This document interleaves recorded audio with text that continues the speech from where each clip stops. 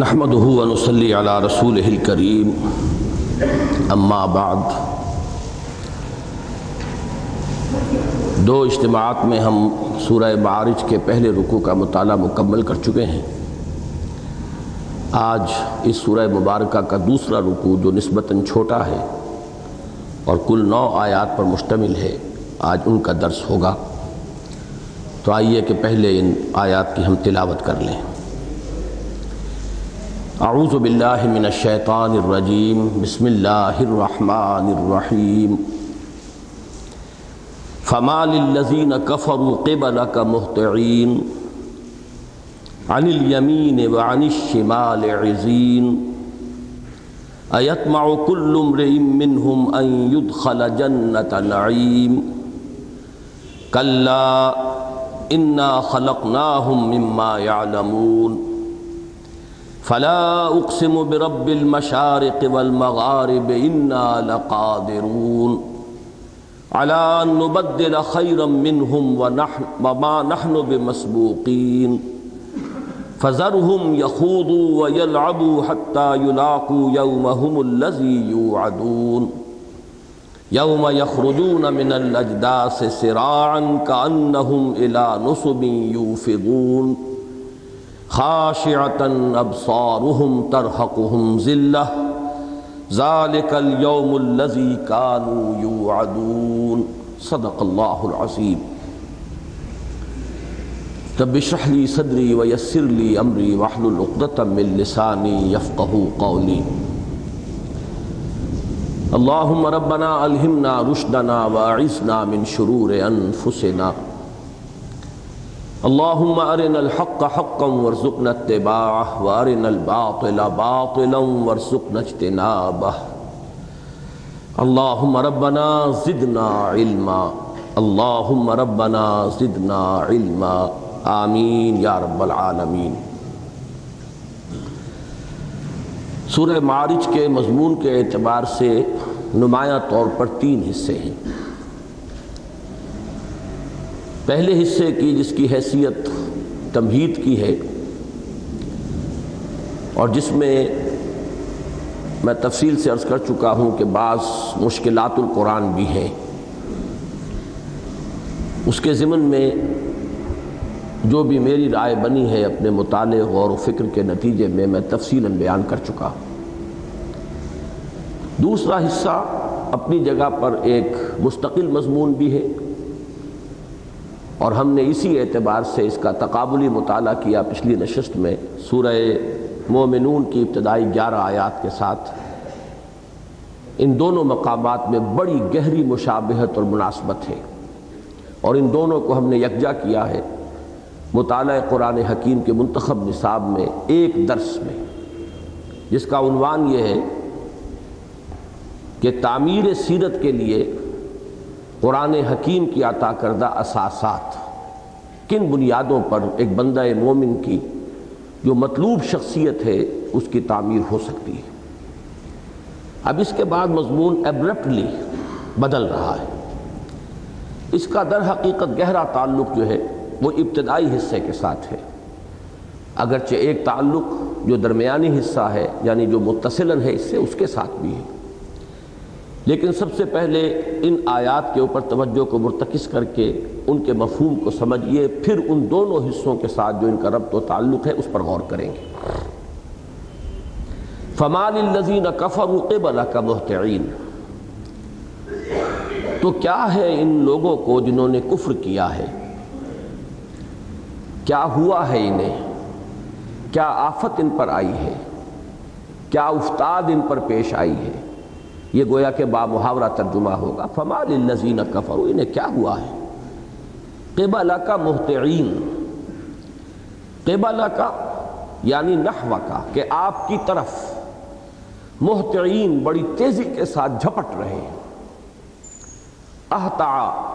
یہ آتا ہے تیزی کے ساتھ کسی پر جھپٹ کر جیسے کہ حملہ کیا جاتا ہے، اس کے لیے یہ تصویر لفظی ہے۔ تو کیا ہو گیا ہے ان لوگوں کو، ان کافروں کو جو انکار کر رہے ہیں کہ وہ آپ کی طرف اس طرح جھپٹ کر آ رہے ہیں گویا کہ آپ کی ٹکا بوٹی کر دیں گے؟ یہ گویا کہ اس کا صحیح مفہوم ہوگا بامحاورہ۔ عن الیمین وعن الشمال عزین، اسی کی مزید وضاحت ہے۔ وہ جو صورتحال ہے اس کی تصویر کی جا رہی ہے، داہنی طرف سے بھی اور بائیں طرف سے بھی گروہ کے گروہ، یعنی ہر چہار طرف سے گروہ کے گروہ آ رہے ہیں کہ پل پڑیں گے اور آپ کی گویا کہ تکہ بوٹی کر دیں گے۔ تو کیا ہوا ہے، صورتحال کیا ہے، وجہ کیا ہے؟ یہ جو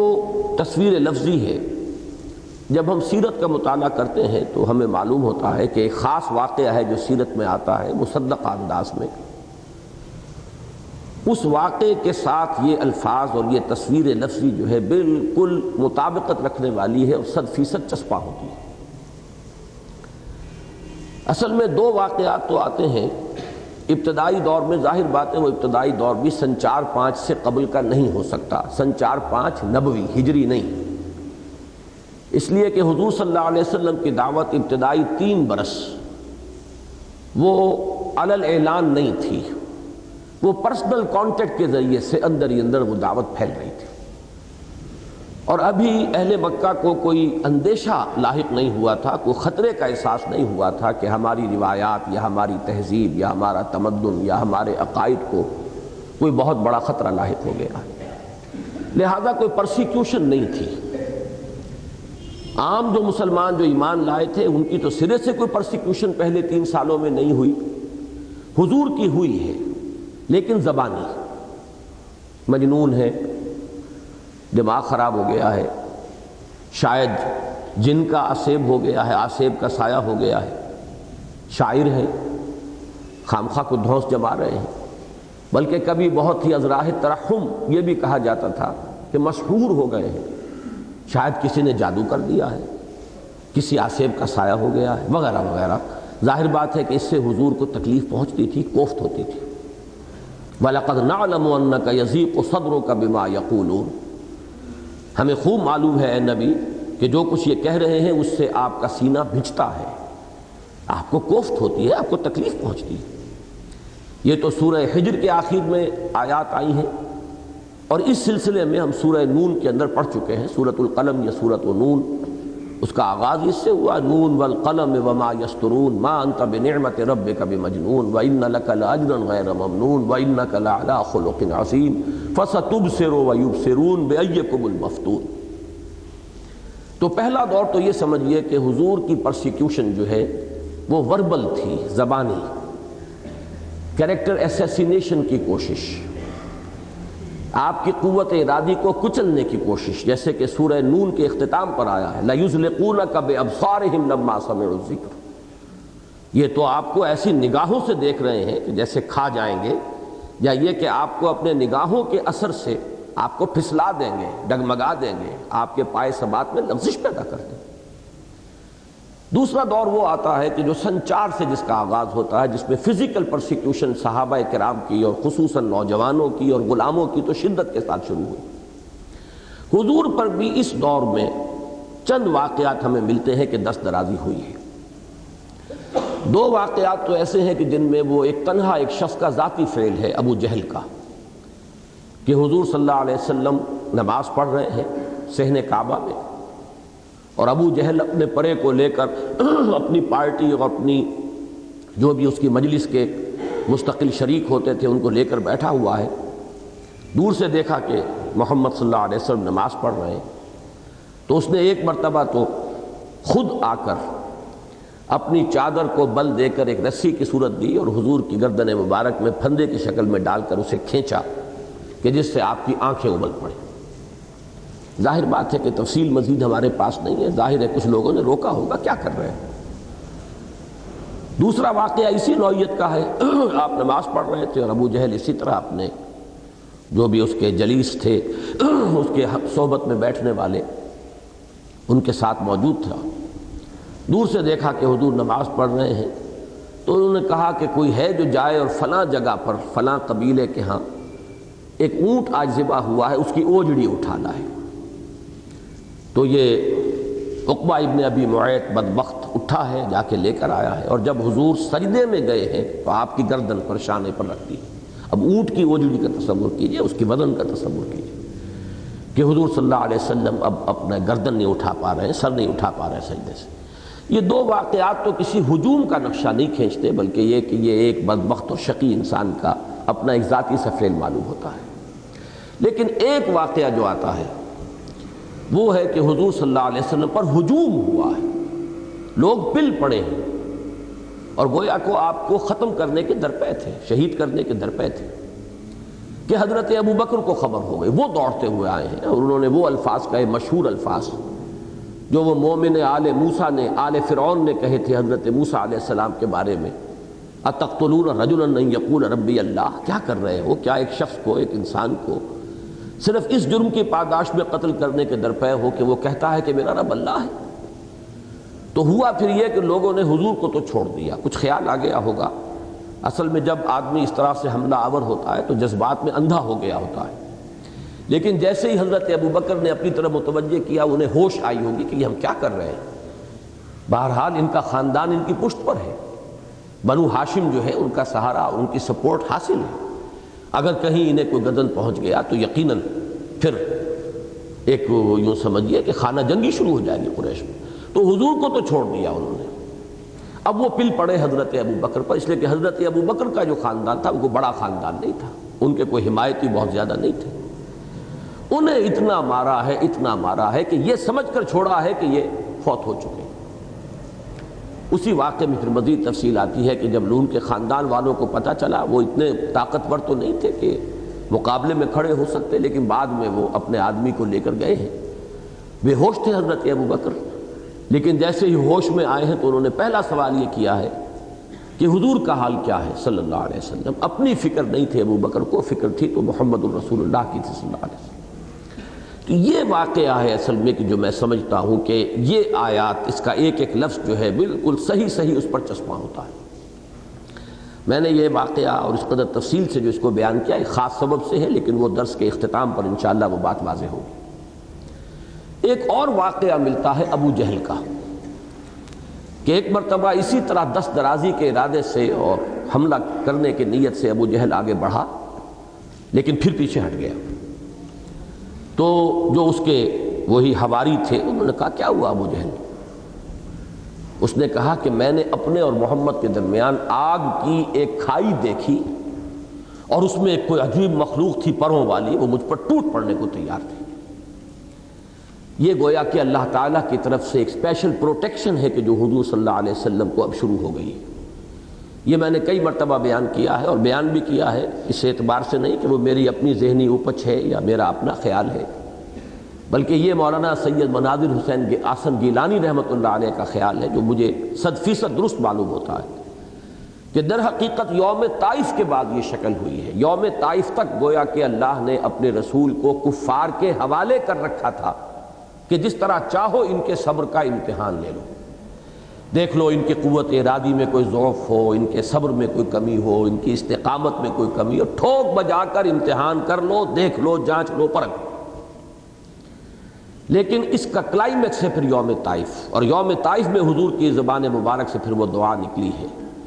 اللہم الیک اشکو ضعف قوتی وقلت حیلتی وہوانی علی الناس الی من تکلنی الی بعید یتجہمنی او الی عدو ملکت امری۔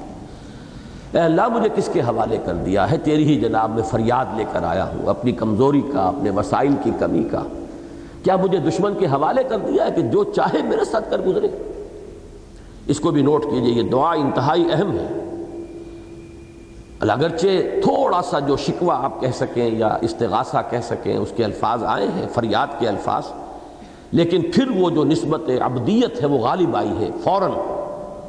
ان لم یکن علی غضبک فلا ابالی، پروردگار اگر تو ناراض نہیں ہے تو مجھے کوئی پرواہ نہیں۔ پھر سر تسلیم خم ہے جو مزاج یار میں آئے گا، یعنی کہیں ایسا تو نہیں کہ تو ناراض ہو گیا ہو اور یہ جو کچھ ہو رہا ہے وہ تیری ناراضگی کا مظہر ہو۔ اگر تیری رضا اسی میں ہے تو سر تسلیم خم ہے جو مزاج یار میں آئے۔ بڑے پیارے الفاظ ہیں، ان لم یکن علی غضبک فلا ابالی، اگر مجھ پر تیرا غضب نہیں ہے، ناراضگی کا کوئی معاملہ نہیں ہے تو پھر مجھے پرواہ نہیں ہے۔ اگر تیری رضا اسی میں ہے تو ہم بھی راضی ہیں۔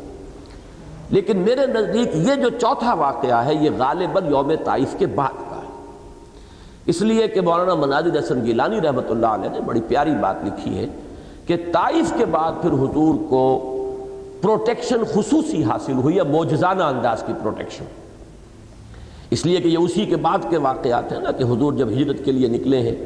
تو حالانکہ گھیراؤ کیا ہوا ہے، محاصرہ کیا ہوا ہے، اور آپ نے ذرا ایک شاہت الوجوہ، ایک جو ہے وہ کنکریاں سی اور مٹی لے کر پھینکی ہے، اور سب لوگ کوئی بھی دیکھ نہیں سکا پھر، اور آپ نکل گئے۔ پھر یہ اسی کا منظر ہے کہ غار ثور میں آپ ہیں اور لوگ اس کے دہانے پر پہنچ گئے ہیں۔ جو کھوجی ہے وہ کہتا ہے میرا علم اور میرا تجربہ ٹھوکر نہیں کھا سکتا، میں یقین کے ساتھ کہتا ہوں کہ محمد یہاں آئے۔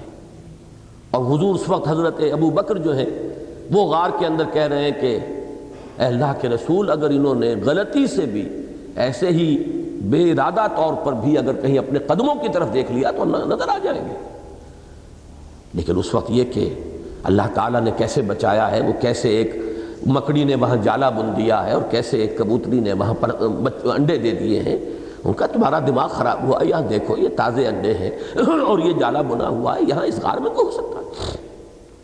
تو یہ ہے وہ معجزانہ کہہ لیں یا خرق عادت، اللہ کی طرف سے خصوصی حفاظت۔ اور یہی تیسرا واقعہ اس کے ذیل میں وہ ہے کہ جب سراقہ نے آپ کا تعاقب کیا ہے تو 2 مرتبہ اس کے گھوڑے کے پاؤں جو ہے وہ اگلے پیر وہ ریت کے اندر دھس گئے گھٹنوں تک، اور پھر اس نے توبہ کی ہے، اور یہ سارے واقعات۔ تو یوں سمجھ لیجیے میں نے جو 4 واقعات آپ کو گنوائے ہیں ان میں سے پہلے 2 واقعات کی نوعیت جو ہے وہ ایک شخص کا انفرادی سا فعل یا اس کے حواریین کا۔ دوسرا واقعہ البتہ جو ہے وہ کامل مطابقت رکھتا ہے ان آیات کے ساتھ، فَمَالِ الَّذِينَ كَفَرُوا قِبَلَكَ مُهْطِعِينَ عَنِ الْيَمِينِ وَعَنِ الشِّمَالِ عِزِينَ۔ البتہ چوتھا واقعہ جو ہے وہ معلوم ہوتا ہے کہ پھر یوم طائف کے بعد کا ہے، جب آپ واپس مکے میں آ گئے ہیں، اور اس کے بعد سے اللہ تعالیٰ نے آپ کو ایک خصوصی حفاظت اور تحفظ عطا کر دیا۔ اب اس نقشے کو ذہن میں رکھیے اور ان آیات پر غور کیجئے کہ ان میں جو لوگوں کے پل پڑنے کا انداز ہے، جو ایک ایک لفظ سے، ایک ایک حرف سے، بلکہ اس کی ساخت سے، اس کے انداز سے جھلک رہا ہے۔ سوال ہو رہا ہے کہ ایسا کیوں ہے؟ اَيَطْمَعُ كُلُّ امْرِئٍ مِّنْهُمْ أَن يُدْخَلَ جَنَّةَ نَعِيمٍ، کیا چاہتا ہے، خواہش رکھتا ہے، طمع رکھتا ہے ان میں سے ہر شخص کہ وہ نعمتوں والی جنت میں داخل کر دیا جائے؟ جنت نعیم یہ مرکب اضافی ہے، نعمتوں والی جنت، نعمتوں کی جنت، نعمتوں کے باغات، نعمتوں کے باغ میں داخل کر دیا جائے۔ اس کا رب تلاش کیجئے کہ اصل میں ان کے غیظ و غضب کا سبب اصل کیا تھا، اور اس سے تعلق واضح ہو جائے گا درمیانی حصے کے ساتھ ان آیات کا۔ یہ جو ہم نے پڑھا پچھلے ہفتے ان آیات کو، تو ہمارا اس وقت انداز اور تھا، ہم نے توجہ کو مرتکز رکھا تھا اس پر کہ ان آیات کے اندر وہ بنیادیں بیان کر دی گئی ہیں کہ جن پر ایک بندہ مومن کی شخصیت کا حیولہ تعمیر ہو سکتا ہے۔ لیکن اصل سمجھیے یہاں ربط کیا ہے؟ آخری آیت ہے اولئک فی جنات مکرمون، یہ ہیں وہ لوگ کہ جو جنتوں کے اندر جن کا اعزاز کیا جائے گا۔ یہ میں اولئک کہہ کر جو زور دے رہا ہوں تو در حقیقت یہ ظاہر کرنے کے لیے کہ ان میں سے ایک ایک لفظ جو ہے وہ ان لوگوں کے خلاف جا رہا تھا جن کا کردار اس کے بالکل منافی تھا۔ جو اوصاف یہاں بیان کیے گئے، الذین فی اموالہم حق معلوم للسائل والمحروم والذین یصدقون بیوم الدین والذین هم من عذاب ربہم مشفقون ان عذاب ربہم غیر مامون والذین هم لفروجہم حافظون الا علی ازواجہم وما ملکت ایمانہم فانہم غیر ملومین فمن ابتغى وراء ذلك فاولئک هم العادون والذین هم لاماناتہم وعہدہم راعون والذین هم بشہاداتہم قائمون۔ مثبت انداز میں تو وہ پہلو ہے جو ہم پڑھ چکے، منفی انداز میں سے ان میں سے ایک لفظ تیر بن کر لگ رہا ہے کہ تم وہ لوگ نہیں ہو، تمہارا کردار اس سے متضاد ہے، تمہاری شخصیتیں منافی ہیں، تم مال کی محبت میں گرفتار ہو، تم یتیموں کو دھکے دیتے ہو، ان کا مال ہڑپ کر کے کھا جاتے ہو۔ ارأیت الذی یکذب بالدین فذلک الذی یدع الیتیم ولا یحض علی طعام المسکین۔ ایک ایک آیت جو ہے در حقیقت اشارہ کر رہی ہے ان کے بڑے بڑے سرداروں، ان کے چودھریوں کی طرف۔ تمہارا کردار یہ ہے، جنتوں کا کے اندر اعزاز پانے والے لوگ تو وہ ہوں گے جن میں یہ اوصاف ہوں گے۔ تو در حقیقت یہاں اشارہ کیا جا رہا ہے ان کے اس منفی کردار کی طرف، اور ان کے پندار پر ضرب لگ رہی ہے، اس لیے کہ وہ یہ سمجھتے تھے کہ ہم تو جنت کے ٹھیکیدار ہیں، یہ بات جو ہے ذرا اچھی طرح سمجھ لیجئے، کئی مرتبہ قرآن مجید میں یہ مضمون آ چکا ہے کہ اہل کفر، یا یوں سمجھیے کہ وہ لوگ بھی کہ جو کسی درجے میں اللہ اور آخرت کے قائل ہوں لیکن ان کا یقین جو ہے آخرت کا صحیح بنیادوں پر نہ ہو، انہیں جو بہت سے مغالطے لاحق ہو جاتے ہیں، ان میں سے ایک مغالطہ یہ بھی ہے کہ اگر اس دنیا میں ہمیں اللہ نے نعمتیں دی ہوئی ہیں، ہم پر اللہ کی نگاہ کرم ہے، اس کا فضل ہے، تو یقیناً ہم میں کوئی خوبی ہے، یقیناً ہم اللہ کے چہیتے ہیں، یقیناً ہم اللہ کے لاڈلے ہیں، لہذا ہمیں اگر آخرت ہوئی تو بھی وہاں پہ بھی وہی سب کچھ حاصل ہوگا۔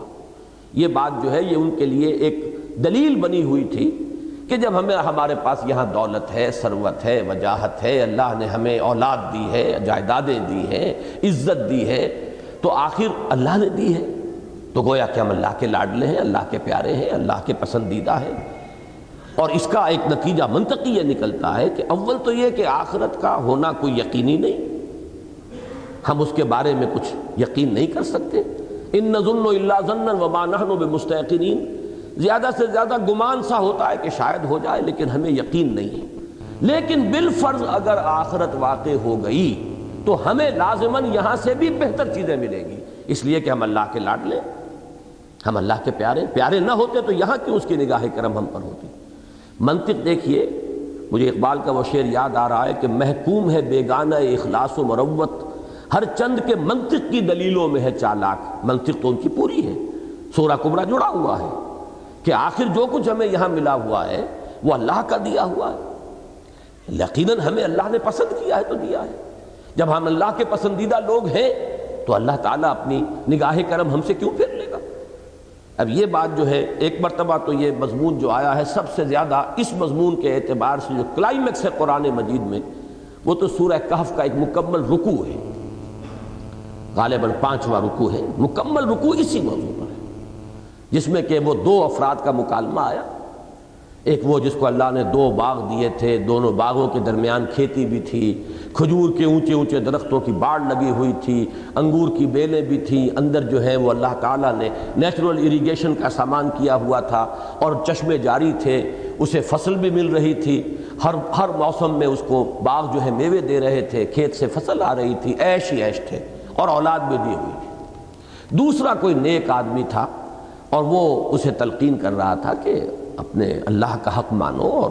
ان چیزوں میں سے جو بھی حق اللہ کا بنتا ہے اسے دو، اسے یاد رکھو۔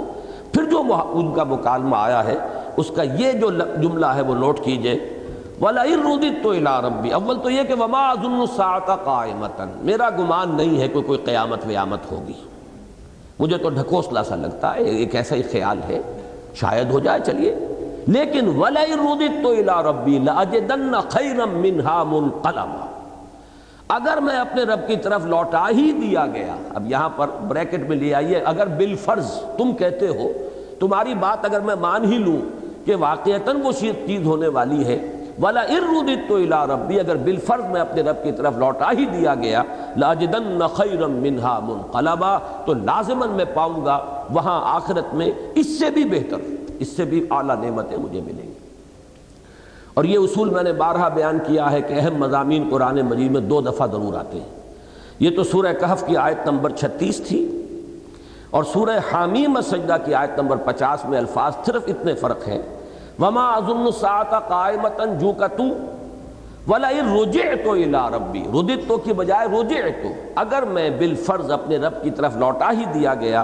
إِنَّ لِي عِندَهُ لَلْحُسْنَىٰ، تو میرے لیے تو اس کے پاس بہت اچھی چیزیں، نعمتیں ہیں، میں اس کا پسندیدہ بندہ ہوں، یقیناً محبوب ہوں، لاڈلا ہوں، تبھی اس نے یہاں دیا وہ وہاں بھی دے گا۔ بلکہ اس کی بنا پر وہ دنیا میں بھی کہتے تھے ہمیں دنیا میں بھی اور ملے گا۔ یہ سورہ مریم کی آیت ہے، أَفَرَأَيْتَ الَّذِي كَفَرَ بِآيَاتِنَا وَقَالَ لَأُوتَيَنَّ مَالًا وَوَلَدًا، کیا دیکھا تم نے اس شخص کو جس نے ہماری آیات کا انکار کیا لیکن یہ کہا کہ مجھے لازماً مل کر رہیں گے، پہلے بھی مجھے اللہ نے مال اور اولاد دی ہوئی ہے اور مال اور اولاد میں اللہ تعالیٰ اضافہ فرمائے گا۔ یہ سمجھتے تھے کہ یہ ہمارا استحقاق ذاتی ہے، اس کا کردار سے کوئی تعلق نہیں، اس کا شخصیت سے کوئی تعلق نہیں، سیرت سے کوئی تعلق نہیں۔ ان کے اسی پندار پر ضرب لگی ہے سورہ نون یا سورہ قلم میں، چنانچہ وہاں جو دوسرے رکوع کے اندر مسلسل مضمون آیا ام لکم کتاب فیہ تدرسون، تم نے تو یہ ڈھکوسلے گھڑ لیے ہیں اور یہ یقین تمہیں اس درجے میں حاصل ہے، کیا تمہارے پاس کوئی آسمانی کتاب ہے جس میں یہ لکھا ہوا ہو، اس میں تم پڑھ رہے ہو؟ ام لکم کتاب فیہ تدرسون ان لکم فیہ لما تخیرون، کیا اس کتاب میں یہ تمہارے لیے ضمانت دے دی گئی ہے کہ تمہیں وہ سب کچھ مل جائے گا جو تم خود چاہو گے، جو خود چوز کرو گے، جسے خود پسند کرو گے؟ ام لکم ایمان علینا بالغۃ الی یوم القیامہ، کیا کوئی قسم ہے تمہاری ہمارے ذمے، یعنی ہم سے تم نے کوئی عہد لیا ہوا ہے اور ہم نے قسم کھا کر تم سے کوئی عہد کیا ہوا ہے الی یوم القیامۃ ان لکم لما تحکمون، کہ جو تم فیصلہ کرو گے وہی تمہیں عطا کر دیا جائے گا۔ سلہم ایہم بذالک زعیم، اے نبی ان سے پوچھئے کون ہے کہ جو اس کی ذمہ داری لینے کو تیار ہو۔ یہ ہے در حقیقت جب اس پورے پس منظر کو آپ دیکھیں گے تو اب ان آیات میں سے ایک ایک جو ہے وہ گویا کہ ان کے خلاف تیر ہے جو نکل رہا ہے قرآن مجید کی کمان سے، کہ جنت تو ان کا حق ہے۔ تم اپنی شخصیتوں کو دیکھو، اپنی سیرت کو دیکھو، اپنے کردار کو دیکھو، گویا کہ ان میں سے ہر آیت ان کے لیے ایک تان ہے، ایک طنز ہے، ان کی طرف ایک تعریض ہے، ان کے اوپر ایک تیر کے مانند جا کر لگ رہی ہے۔ یہی وجہ ہے کہ اس کے رد عمل کے طور پر اب وہ ہجوم کر کے آئے ہیں، غصے کے اندر ٹوٹ پڑے ہیں، تکہ بوٹی کرنے کے لیے جو ہے وہ آمادہ ہو گئے ہیں۔ فَمَا لِلَّذِينَ كَفَرُوا قِبَلَكَ مُهْطِعِينَ عَنِ الْيَمِينِ وَعَنِ الشِّمَالِ عِزِينَ أَيَطْمَعُ كُلُّ امْرِئٍ مِّنْهُمْ أَن يُدْخَلَ جَنَّةَ نَعِيمٍ كَلَّا إِنَّا خَلَقْنَاهُمْ مِمَّا يَعْلَمُونَ۔ اس سے پہلے کہ ہم اس سے آگے بڑھیں، یہ دو ہم نے جو آیات پڑھی ہیں، 3 آیتیں، ان کے حوالے سے جو میں نے اس سورہ مبارکہ کی ابتدائی آیات کے بارے میں رائے ظاہر کی تھی، اس پر ایک مرتبہ دوبارہ نظر ڈال لیجیے۔ سأل سائل بعذاب واقع، اس میں میں نے عرض کیا تھا کہ اس کے بہت سے مفہوم لیے گئے ہیں۔ مثلا ایک یہ بھی ہے کہ یہ سألہ نہیں ہے، سالہ ہے، کیونکہ آپ کو معلوم ہے کہ اوریجنل جو مصحف تھا حضرت عثمان رضی اللہ تعالیٰ عنہ نے بھی جو مصحف مرتب کروائے تھے ان میں بھی زیر زبر نہیں تھے، تو سالہ تو تب پڑھیں گے جب الف کے اوپر حمزہ لگا ہوا اوپر زبر ہو، اگر کچھ نہیں ہے تو سالہ بھی پڑھا جا سکتا۔ سالہ یا سیلوں کے معنی ہوتے ہیں کسی شے کا بہ نکلنا، سیل جسے کہتے ہیں، عشق خود ایک سیل ہے، سیل کو لیتا ہے تھام، تو یہ سیل جو ہے سالہ یا سیلو، اس میں گویا کہ ان حضرات کی رائے یہ ہے کہ مراد یہ ہے سالہ سائل بعذاب واقع للکافرین لیس لہ دافع، کہ عذاب کا ایک نالا بہ نکلا ہے جو ان کافروں کی طرف پہنچ کر رہے گا، اور ان کافروں سے کوئی بھی اسے دفع کرنے والا اور دور کرنے والا نہیں ہے، کوئی طاقت نہیں ہے کہ جو اس کے رخ کو موڑ سکے۔ لیکن یہ ایک بہت ہی شاذ رائے ہے، اس کی رائے کے یوں سمجھیے کہ ایک شاذ رائے کے درجے میں نے ذکر کر دیا، ورنہ یہ کہ محققین نے اسے قبول نہیں کیا۔ اب اس کے بعد آ جاتا ہے سأل سائل، مانگا، طلب کیا۔ اس میں 2 رائے ہیں، ایک تو جمہور کی رائے ہے اور ہمارے آج کل کے تراجم جتنے بھی ہیں اردو کے ان سب نے اسی کو اختیار کیا، اور وہ یہ ہے کہ یہ سائل جو ہے یہ کوئی کافر ہے، چاہے عقبہ ابن ابی معیط ہے یا نضر ابن حارث ہے یا ابو جہل ہے، وہ لوگوں کے اوپر اپنے خلوص اور اخلاص کا اثر قائم کرنے کے لیے یہ کہا کرتے تھے، اے اللہ اگر محمد حق پر ہے تو ہم پر عذاب نازل کر دے۔ یہ ان کا ایک ہتھ کنڈا تھا، جیسے آج کل پروپیگنڈا یا وہ ڈس انفارمیشن سروس جو آج کل دونوں طرف الزام لگ رہے ہیں ایک دوسرے پر، تو در حقیقت یہ ہمیشہ کا ایک طریقہ ہے کہ لوگوں پر اثر انداز ہونے کے لیے کیا صورت ہو تاکہ لوگ یہ سمجھیں کہ ہمارے یہ سردار جو ہیں یہ کسی ضد اور ہٹ دھرمی اور تعصب یا دشمنی یا عناد کی وجہ سے کفر نہیں کر رہے، بلکہ یہ مخلص ہیں۔ لہذا وہ اپنے خلوص کا یقین دلانے کے لیے وہ کہتے تھے کہ اللہ ہم پر بارش ہو جا، امطر علینا حجارۃ من السماء، ہم پر آسمان سے بارش برسا دے اگر یہ سچا ہے محمد اور جو بات یہ کہہ رہا ہے وہ درست ہے صلی اللہ علیہ وسلم۔ ایک یہ بات ہے۔ ایک رائے کہ جو سلف میں تھی، بہت سی آراء میں حیران ہوتا ہوں کہ تفسیر کے معاملے میں سلف میں چیزیں تھیں لیکن اس کے بعد نقل ہوتے ہوتے زمانے کے خاص رجحان کی وجہ سے وہ چیزیں بالکل وہ بلیک آؤٹ ہو گئی ہیں، جب تک کہ آپ پرانی کتابوں کی طرف رجوع نہ کریں آپ کو وہ قول ملے گا ہی نہیں۔ سلف میں میں نے جب تفسیر کبیر دیکھی تو اس میں وہ رائے موجود ہے، اور سب سے زیادہ بڑی بات جو میرے لیے حیران کن ہوئی وہ یہ ہے کہ اس دور میں شاہ عبد القادر رحمۃ اللہ علیہ جو حضرت شاہ ولی اللہ دہلوی کے فرزند ہیں اور جنہوں نے موضح القرآن، وہ ان کی ایک تفسیر ہے بڑی عظیم، مختصر ترین لیکن واقعہ ہے کہ گہرائی کی انتہا ہے۔ اس میں انہوں نے یہ رائے ظاہر کی ہے کہ یہ در حقیقت سائل کون ہے؟ یہ محمد ہے صلی اللہ علیہ وسلم۔ انہوں نے عذاب طلب کیا کہ اللہ اب ان کے اوپر عذاب نازل فرما دے۔ یہ بات آج کے دور میں مسلمان کے حلق سے نیچے اترتی ہی نہیں، چنانچہ میرے اس درس کے بعد مجھے معلوم ہوا تھا کہ بہت چیمیں گوئیاں شروع ہوئیں، اس لیے کہ ایک نقشہ ہمارے ذہنوں میں یہ بیٹھ گیا ہے، اور یہ آج میں کچھ سچی باتیں جو ہیں میں اس لیے آپ کے سامنے کر رہا ہوں، اگرچہ عام مجموع میں کرنے کی یہ باتیں نہیں ہیں، لیکن یہ کہ اب ظاہر بات ہے زندگی کا زیادہ بھروسہ نہیں ہے، میں چاہتا ہوں کہ جو حقائق ہیں وہ آپ کے سامنے آتے چلے جائیں۔ واقعہ یہ ہے کہ ہم نے اپنے ذہنوں میں جو نقشہ حضور صلی اللہ علیہ وسلم کی شخصیت کا قائم کیا ہے وہ سپر ہیومن ہے۔ حضور کی شخصیت کا جو طبع بشری والا پہلو ہے اس کی ہر طرف سے نگیشن کرتے چلے جاتے ہیں، اور یہ کیوں کرتے ہیں اس کا خاص سبب ہے۔ دیوانہ بکار خیش ہوشیار، یہ جان بوجھ کر کیا گیا، اس لیے کہ اگر حضور صلی اللہ علیہ وسلم کو ہم ایک انسانی سطح پر دیکھیں گے تو آپ کا اتباع ہمارے لیے لازم ہو جائے گا۔ ذرا انہیں سپر ہیومن کر دیجئے تو پھر کہیے کہ ٹھیک ہے وہ تو حضور کا معاملہ تھا، ہم کیسے پیروی کر سکتے ہیں؟ یہ کام حضور تو کر سکتے تھے، ہم کیسے کر سکتے ہیں؟ ہمارے لیے تو ممکن نہیں ہے۔ در حقیقت یہ اپنے آپ کو ذمہ داریوں سے بری کرنے کے لیے کہ خبر نہیں نام کیا ہے اس کا، خدا فریبی کے خود فریبی، عمل سے فارغ ہوا مسلمان بنا کے تقدیر کا بہانہ۔ اصل میں تو عمل سے فارغ ہونا ہے، ذمہ داریوں سے فارغ ہونا ہے۔ میں آج ڈنکے کی چوٹ آپ سے عرض کر رہا ہوں کہ دو باتیں ایسی ہوئی ہیں حضور صلی اللہ علیہ وسلم کے معاملے میں کہ جن سے در حقیقت امت نے اپنے آپ کو ذمہ داریوں سے بری کرنے کی کوشش کی۔ وہ شعوری ہے یا غیر شعوری اس کو چھوڑ دیجیے، اس کا معاملہ نیت سے ہے، لیکن نتیجہ وہ نکلتا ہے۔ ایک تو یہ کہ جیسے اب برا نہ مانیے، جیسے لوگوں نے دیوتا بنائے اور طاقوں میں سجا لیے، ایسے ہی محمد الرسول اللہ صلی اللہ علیہ وسلم کو بھی سپر ہیومن بنا کر اور گویا کہ ایک ایسے مقام پر رکھ دو کہ جس کو دیکھ کر سر جھک تو سکتا ہے عظمت کے احساس سے، لیکن اتباع کا جذبہ پیدا نہیں ہو سکتا۔ دیوتاؤں کا اتباع یہ خاکی انسان کیسے کرے؟ اگر آپ الوہیت میں شامل کر دیں محمد صلی اللہ علیہ وسلم کو تو جان چھٹ گئی، اب اتباع کا ہے کہاں؟ کیا خدا کا اتباع کیا جا سکتا ہے؟ خدا سے محبت کی جا سکتی ہے، خدا کے سامنے ڈنڈوت کی جا سکتی ہے، خدا کے سامنے سجدہ کیا جا سکتا ہے، خدا کی حمد و ثنا کی جا سکتی ہے، کیا خدا کا اتباع بھی ہو سکتا ہے؟ تو یہ خدا بنانا در حقیقت اپنے آپ کو عملی ذمہ داریوں سے بچانے کی ایک کوشش۔ یہ ایسے ہی نہیں اشعار ہمارے آ گئے، خاص طور پر ان لوگوں نے یہ کام کیا ہے وحدت الوجود کی ایک خاص تعبیر کے جو بالکل ہماؤست اور پینتھیزم والی تعبیر ہو جاتی ہے، اس کے نتیجے میں یہ خیالات اس طرح پھیلتے چلے گئے ہیں، یہاں تک کہ ہمارے ہاں کہنے والوں نے ایسا صریح کفریہ شعر بھی کہہ دیا ہے اوتار کا خاص تصور حضور کے لیے کہ وہی جو مستوی عرش تھا خدا ہو کر اتر پڑا وہ مدینے میں مصطفیٰ ہو کر۔ اب اس کا اتباع کیسے کیا جائے گا؟ پیروی کیسے کی جائے گی؟ ان کے نقش قدم پر چلنا، توبہ کرو توبہ کرو توبہ کرو، کہاں ممکن ہے؟ دوسری بات، اور میں نے جب پڑھی یہ ڈاکٹر برہان احمد فاروقی صاحب کی کتاب منہاج القرآن تو میں واقعتاً متاثر ہوا ان کی ایک بات سے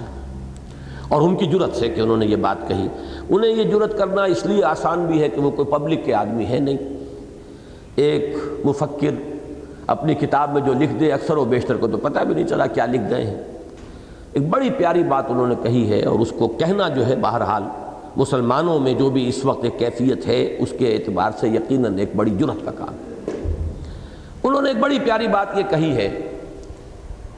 کہ محمد اور قرآن صلی اللہ علیہ وسلم، یہ بات میں نے بھی بہت مرتبہ آپ سے کہی ہے، جو ان کی بات ہے وہ بعد میں بتاؤں گا، لیکن میرا یہ مستقل فلسفہ سورہ طلاق میں جب یہ آیت آئی تھی تو میں نے اس وقت بھی بیان کیا تھا کہ در حقیقت رسول اور کتاب یہ دونوں مل کر ایک وحدت بن جاتے ہیں، ایک شے ہے، انسیپریبل۔ کام جو کچھ ہوا وہ رسول اور کتاب کے اس مجموعے نے کیا ہے۔ کتاب اور اس کا معلم، یہ ہے اصل شے جس میں قوت ہے، تاثیر ہے، طاقت ہے، اثر انگیزی ہے، وہ ہے رسول جمع کتاب۔ دو مقامات قرآن مجید کے ایسے ہیں، مثلا سورہ بینہ، لم یکن الذین کفروا من اہل الکتاب والمشرکین منفکین حتی تأتیہم البینہ، یہ لوگ جنہوں نے کفر کیا اہل کتاب میں سے اور مشرکین میں سے، یہ باز آنے والے نہیں تھے جب تک کہ بینہ نہ آ جاتی۔ اور بینہ کیا ہے؟ رسول من اللہ یتلو صحفا مطہرۃ فیہا کتب قیمہ۔ یہ بینہ کی تشریح ہو رہی ہے۔ بینہ دو چیزوں سے مل کر بنی ہے، اللہ کی طرف سے رسول صلی اللہ علیہ وسلم جو پڑھتے ہوئے آئے ہیں، یتلو صحفا مطہرۃ فیہا کتب قیمہ، ایسے صحیفے پاکیزہ جن میں اللہ کی کتاب درج ہے۔ تو کتاب اور اس کا معلم، رسول اور قرآن، کتاب محمد اور قرآن صلی اللہ علیہ وسلم دونوں مل کر بینہ بنے۔ پھر دہرا رہا ہوں اپنے اس اصول کو کہ قرآن مجید میں اہم مضامین 2 دفعہ ضرور آتے ہیں، چنانچہ زیادہ عرصہ نہیں ہوا سورہ طلاق میں ہم نے وہ آیت پڑھی،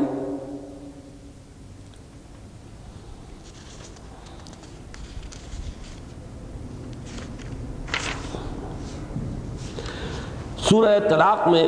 قد انزل اللہ الیکم ذکرا، لوگو اللہ نے تمہاری طرف ذکر نازل کر دیا ہے، اور ذکر کیا ہے؟ رسولا یتلو علیکم آیات اللہ مبینات لیخرج الذین آمنوا وعملوا الصالحات من الظلمات الی النور۔ جیسے بینہ میں بھی بریکٹ کیا، رسول من اللہ یتلو صحفا مطہرۃ فیہا کتب قیمہ، یہاں ذکرہ میں بریکٹ کیا ہے، رسولا یتلو علیکم آیات اللہ مبینات، ایک رسول جو تمہیں پڑھ کر سنا رہا ہے اللہ کی روشن آیات، واضح کر دینے والی آیات جو نکالتے ہیں تاکہ نکالے تمہیں ان لوگوں کو جو ایمان لائیں اور نیک عمل کریں، ان کو اندھیروں سے روشنی کی طرف۔ یہ جو ایک مرکب ہے رسول اور کتاب، ان میں سے رسول کی شخصیت پر جتنا اوور ایمفیسس ہوا ہے، قرآن کی ہے اہمیت اتنی ہی گھٹتی چلی گئی۔ اب اس کو بالکل ریاضی کے اصول کی حیثیت سے سمجھیے،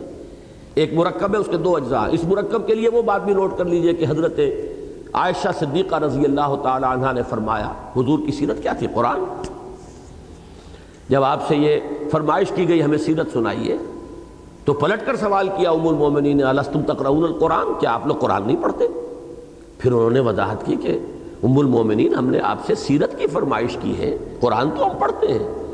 تو فرمایا کان خلقہ القرآن، در حقیقت یہ قرآن مجسم ہے، یہ قرآن مصحف کی شکل میں ہے، یہ قرآن متلو ہے، وہ قرآن مجسم، دونوں چیزیں مل کر ایک وحدت بنتی۔ اس وحدت میں جب رسول کے مقام کو زیادہ ایمفیسائز کر دیں گے تو قرآن کا مقام خود بخود نیچے چلا جائے گا۔ نتیجہ کیا نکلا؟ اب رسول تو ہم میں موجود ہے نہیں، اب تو اگر ہے تو قرآن ہے نا، لہذا جو کام رسول نے قرآن کے ذریعے سے اس وقت کیا، اب ہم کیسے کریں جبکہ رسول نہیں ہے؟ لہذا ہاتھ پر ہاتھ دھرے منتظر فردا ہے پوری امت، کوئی آئے گا آنے والا، کوئی مہدی آئے گا، کوئی مسیح کا نزول ہوگا، تب کام ہوگا، یہ عام لوگوں کے کرنے کے کام تو نہیں۔ یہ بات ہے کہ جو کہی ہے ڈاکٹر برہان احمد فاروقی نے کہ در حقیقت حضور کی شخصیت پر جتنا زیادہ زور دیا گیا، جتنی اہمیت اس کی بڑھائی گئی، اس کے نتیجے میں پروپورشنیٹلی قرآن کی اہمیت، قرآن کی اثر انگیزی جو ہے، اس پر سے لوگوں کا اعتماد اور یقین ہٹتا چلا گیا۔ یہی وجہ ہے کہ ہم بالکل بے یار و مددگار ہیں، حالانکہ حضور نے اپنے آخری خطبے کے اندر، خطبہ حجۃ الوداع میں یہی فرمایا تھا، میں جا رہا ہوں لیکن قد ترکت فیکم ما ان اعتصمتم بہ لن تضلوا ابدا، کتاب اللہ، میں جا رہا ہوں لیکن میں چھوڑ کر جا رہا ہوں تمہارے مابین وہ شے کہ اگر اس کو مضبوطی سے تھامے رکھو گے کبھی گمراہ نہیں۔ ظاہر بات ہے کہ جب شکل وہ بن گئی تو 2 صورتوں میں در حقیقت ہم نے حضور صلی اللہ علیہ وسلم کی شخصیت کو سپر ہیومن بنا کر ایک طرف تو ایک دیوتا کی شکل دے دی تاکہ اتباع کا سوال ہی پیدا نہ ہو، دوسری طرف آپ نے جو عظیم کام کر کے دکھایا، اور میں اسی لیے سیرت کی تقاریر میں ایمفیسائز کیا کرتا ہوں کہ آپ کی یہ پوری جد و جہد زمین پر ہوئی ہے، قدم بقدم چل کر ہوئی ہے، ساری تکلیفیں جھیل کر ہوئی ہے، مصیبتیں برداشت کر کے ہوئی ہے، فاقے بھی آئے ہیں، پتھراؤ بھی ہوا ہے، 3 برس کی محصوری بھی کہیے، اسیری کہیے، سب کچھ ہوا ہے۔ اور آپ نے اس یوں سمجھیے کہ عالم اسباب میں ان اسباب ہی کو استعمال کر کے انقلاب برپا کر کے دکھایا ہے، اور آپ کا سب سے بڑا معجزہ، آپ کا سب سے بڑا ہتھیار، آپ کا سب سے بڑا اعلیٰ انقلاب قرآن مجید ہے، وہ آپ نے امت کے حوالے کیا ہے۔ اس لیے کہ امت ختم نبوت کے بعد اب ذمہ دار ہے اس پورے کام کی جو حضور کے ذمہ تھا۔ دین کی تبلیغ ذمہ داری ہے امت کی، دین کو قائم کرنا ذمہ داری ہے امت کی۔ لہذا جو اصل قوت تسخیر محمد الرسول اللہ کے ہاتھ میں تھی، آپ کا جو سب سے بڑا معجزہ تھا وہ امت کے حوالے کیا ہے کہ یہ تمہیں میں دے کر جا رہا ہوں، بے یار و مددگار چھوڑ کر نہیں جا رہا ہوں۔ اس وجہ سے ہمارے اکثر لوگوں کے ذہنوں میں یہ بات جو ہے کھلبلی مچا دیتی ہے کہ کیا حضور کبھی بد دعا بھی کر سکتے ہیں؟ ہم نے اپنے ذہنوں میں نقشہ یہ جما رکھا ہے کہ مجال نہیں، حضور تو کبھی بد دعا کر ہی نہیں سکتے، معاذ اللہ۔ حالانکہ ذرا سوچئے، حضور کی ایک بد دعا کا ذکر قرآن مجید میں سورہ آل عمران میں موجود ہے۔ آخر جب آپ پر وہ ہجوم ہوا ہے اور جب چاروں طرف سے آپ پر گھیراؤ ہوا ہے اور جب آپ پر وار ہوا ہے اور دندان مبارک شہید ہوئے ہیں اور خون کا فوارہ چھوٹا ہے اور چہرہ مبارک جو ہے خون سے رنگین ہو گیا ہے، تو الفاظ نکلے کہ نہیں نکلے؟ آپ کی زبان مبارک سے الفاظ نکلے، کیف یہدی اللہ قوما خضبوا وجہ نبیہم بالدم، کیسے اللہ تعالیٰ ایسی قوم کو ہدایت دے گا کہ جس نے اپنے نبی کے چہرے کو خون سے رنگ دیا؟ اب یہ الفاظ قرآن میں نہیں ہیں، لیکن یہ آیت مبارکہ جو ہے قرآن مجید میں سورہ آل عمران کی 128 129، اس کا شان نزول وہی ہے، کوئی اور اس کا مفہوم معین ہو ہی نہیں سکتا کہ فوراً اللہ کی طرف سے گرفت ہوئی ہے۔ لیس لک من الامر شیء، اے نبی آپ کے ہاتھ میں کوئی اختیار نہیں ہے، او یتوب علیہم او یعذبہم فإنہم ظالمون، اللہ کا اختیار ہے، وہ چاہے تو ان کو توبہ کی توفیق دے دے، توبہ قبول فرما لے، چاہے تو انہیں عذاب دے۔ یقیناً وہ ظالم ہے، اس میں کوئی شک نہیں، ظالم تو ہے، لیکن ظالم کو سزا دے یا ظالم کو توبہ کی توفیق عطا فرما دے، یہ اختیار اللہ کا ہے، آپ کا نہیں ہے۔ اور اس کے بعد آیت وَلِلَّهِ مَا فِي السَّمَاوَاتِ وَمَا فِي الْأَرْضِ يَغْفِرُ لِمَن يَشَاءُ وَيُعَذِّبُ مَن يَشَاءُ وَاللَّهُ غَفُورٌ رَحِيمٌ، آسمان اور زمین میں جو کچھ ہے اللہ کا ہے، اختیار مطلق اسی کا ہے، جس کو چاہے بخش دے، جس کو چاہے عذاب دے، اور اللہ تو غفور اور رحیم ہے۔ اور ذرا تاریخی حقیقت دیکھیے کہ جو شخص سبب بنا تھا اس پورے حادثے کا، اصل سبب تو خیر مسلمانوں کی وہ انڈسپلن کی کیفیت تھی، 35 حضرات اس درے سے ہٹ گئے تھے، اصل سبب تو یہی تھا۔ لیکن بظاہر احوال تو آپ کو معلوم ہے خالد ابن ولید، جن کی عقابی نگاہوں نے دیکھ لیا تھا دور سے، بھگدڑ مچ رہی تھی، لشکر جو ہے کفار کا بھاگا جا رہا تھا، قرآن خود کہہ رہا ہے تم انہیں گاجر مولی کی طرح کاٹ رہے تھے، ہم نے تو تم سے اپنا وعدہ سچ کر دیا تھا، لقد صدقکم اللہ وعدہ اذ تحسونہم باذنہ، لیکن پھر تم نے کیا، حتی اذا فشلتم وتنازعتم فی الامر، تم نے حکم کو توڑا، حکم کی خلاف ورزی کی، تم ڈھیلے پڑے، ان ڈسپلن کا ثبوت تم نے دیا، نتیجہ یہ نکلا کہ ہم نے تمہیں سزا دی ہے۔ لیکن جو شخص عالم اسباب میں اس کا ذریعہ بنا ہے وہ خالد ابن ولید، جو دور سے وہ عقابی نگاہ سے اس نے تاڑ لیا کہ وہ درہ اس وقت خالی ہے، یہ صرف 15 رہ گئے آدمی، اس نے ایک لمبا چکر دیا ہے اپنے، چونکہ کیولری جو تھی رسالے کے انچارج وہی تھے، کمانڈر تھے، انہوں نے وہ گھیرا ڈال کر جو حملہ کیا، تو پھر جو نقشہ جمع ہے وہ سیرت کی کتابوں میں آپ نے پڑھا، جو بھگدڑ مچی ہے، اور حضور کے بارے میں یہ بھی افواہ اڑ گئی کہ آپ شہید ہو گئے، مصعب بن عمیر اور حمزہ رضی اللہ تعالیٰ عنہما جیسی عظیم شخصیتیں شہید ہوئیں، 70 صحابہ شہید ہوئے، یہ سب کچھ ہوا۔ تو یہ آیت ذہن میں رکھیے، اس وقت حضور کے زبان مبارک سے وہ الفاظ نکلے ہیں، کیف یہدی اللہ قوما، کیسے ہدایت دے گا اللہ تعالیٰ کسی قوم کو، خضبوا وجہ نبیہم بالدم، جس نے کہ اپنے نبی کا چہرہ خون سے رنگ دیا، لیس لک من الامر شیء، آپ کے لیے کوئی حصہ اختیار میں سے نہیں ہے۔ الفاظ بہت ہی سمجھیے کہ کیٹیگوریکل ہے، کوئی حصہ نہیں ہے آپ کا اختیار۔ یہی بات ہے جو حضور صلی اللہ علیہ وسلم بھی فرمایا کرتے تھے، اگر کسی نے ذرا کہہ دیا ویسے ہی کہ ما شاء اللہ وما شئت، جو اللہ چاہے اور آپ چاہیں، تو حضور فوراً پکڑ لیتے تھے، اجعلتنی ندا للہ، کیا تو نے مجھے اللہ تعالیٰ کی طرف ایک بات منسوخ کر رہے تھے، حضور کیسے اللہ ان کو ہدایت دے گا؟ یہ بات ذرا مختلف تھی کہ یہ تو اختیار ہمارا ہے، یہ آپ کا تو نہیں، ہم جسے چاہیں گے توبہ کی توفیق دیں گے، جس کو چاہیں گے ہم عذاب دیں گے۔ اور میں عرض کر رہا تھا کہ جس شخص کی وجہ سے یہ ہوا ہے وہی ایمان لایا ہے، اور اللہ تعالیٰ نے حضور کو کے ہاتھوں اسے تلوار دلوائی ہے اور خطاب دلوایا ہے، خالد سیف من سیوف اللہ، خالد تو اللہ کی تلواروں میں سے ایک تلوار ہے۔ تو اس آیہ مبارکہ کو سامنے رکھیے، اور پھر سورہ نوح کے اندر جو آگے آئے گی، وَقَالَ نُوحٌ رَبِّ لَا تَذَرْ عَلَى الْأَرْضِ مِنَ الْكَافِرِينَ دَيَّارًا، اس سے زیادہ سخت دعا تو کوئی دعا بد دعا تو ہو ہی نہیں سکتی، اس پر کوئی گرفت نہیں ہے۔ تو کیا حضرت نوح اللہ کے رسول نہیں تھے؟ معلوم ہوا کہ نبوت و رسالت کے مقام سے ہرگز فرو نہیں ہے یہ بات، نمبر ایک۔ اور یقیناً کیفیات مختلف ہوتی ہیں، ہر انسان کا معاملہ یہ ہے کہ کبھی اس کی کیفیت کچھ ہوتی ہے، کبھی کچھ ہوتی ہے۔ خود حضور صلی اللہ علیہ وسلم اپنے بارے میں فرماتے ہیں انہ لیغان علی قلبی، کبھی کبھی میرے دل کے اوپر بھی پردہ سا آ جاتا ہے۔ اگرچہ ہم آپ کے دل کے پردے کو اپنے پردوں اور حجابات پر قیاس نہیں کر سکتے، زمین و آسمان کا فرق ہوگا، لیکن کوئی شے تو ہے جسے تعبیر کیا جا رہا ہے، آپ کے اپنے مقام کی مناسبت سے وہ پردہ اور حجاب ہے، ورنہ تو یہ لفظ جو ہے یہ استعمال نہ ہوتا۔ اور حضور صلی اللہ علیہ وسلم متکلفین میں سے نہیں تھے، تصنع آپ کی ذات شخصیت کے اندر کہیں نام و نشان اس کا نہیں تھا۔ ما انا من المتکلفین قرآن مجید میں کہلوایا گیا ہے، نبی کہہ دیجئے کہ میں کوئی تکلف اور تصنع نہیں کرتا۔ آپ نے جو کچھ کہا ہے وہ اپنی حقیقی کیفیت کو ظاہر کیا ہے۔ انہ لیغان علی قلبی، میرے دل پر بھی کبھی کبھی پردہ سا آ جاتا ہے۔ اس لیے اس میں کوئی بات جو ہے ایسی ناقابل فہم نہیں ہے کہ ایک وقت میں طائف میں حضور صلی اللہ علیہ وسلم کے سامنے آفر بھی آئی ہے کہ ملک الجبال حاضر ہوا ہے کہ اگر آپ حکم دیں اللہ نے مجھے بھیجا ہے، اگر آپ فرمائیں تو میں ان دونوں پہاڑوں کو ٹکرا دوں جس کے مابین وادی میں یہ شہر آباد ہے، یہ پس کر سربا بن جائے۔ لیکن اس وقت اللہ تعالیٰ نے آپ کو جو ہمت دی ہے، آپ نے فرمایا نہیں، کیا عجب کہ ان کی آئندہ نسلوں کو اللہ تعالیٰ اسلام کی توفیق دے دے۔ اور یہ بھی بڑی تاریخی حقیقت ہے کہ ہمارے لیے خاص طور پر بر عظیم پاک و ہند میں اسلام کا جھنڈا لے کر آنے والے محمد ابن قاسم ثقفی تھے، اور ثقیف جو ہے وہ طائف کا قبیلہ ہے، طائف کے رہنے والے تھے۔ تو اللہ تعالیٰ نے ان کی آئندہ نسلوں کو ہدایت دی ہے، لیکن یہ کہ اس طرح کا یہ نہ سمجھیے کہ ہمیشہ یہی لازم ہے۔ جیسے کہ وہاں ہو گیا، اس میں ایک نقطہ اور بھی ہے، وہ نوٹ کر لیجئے۔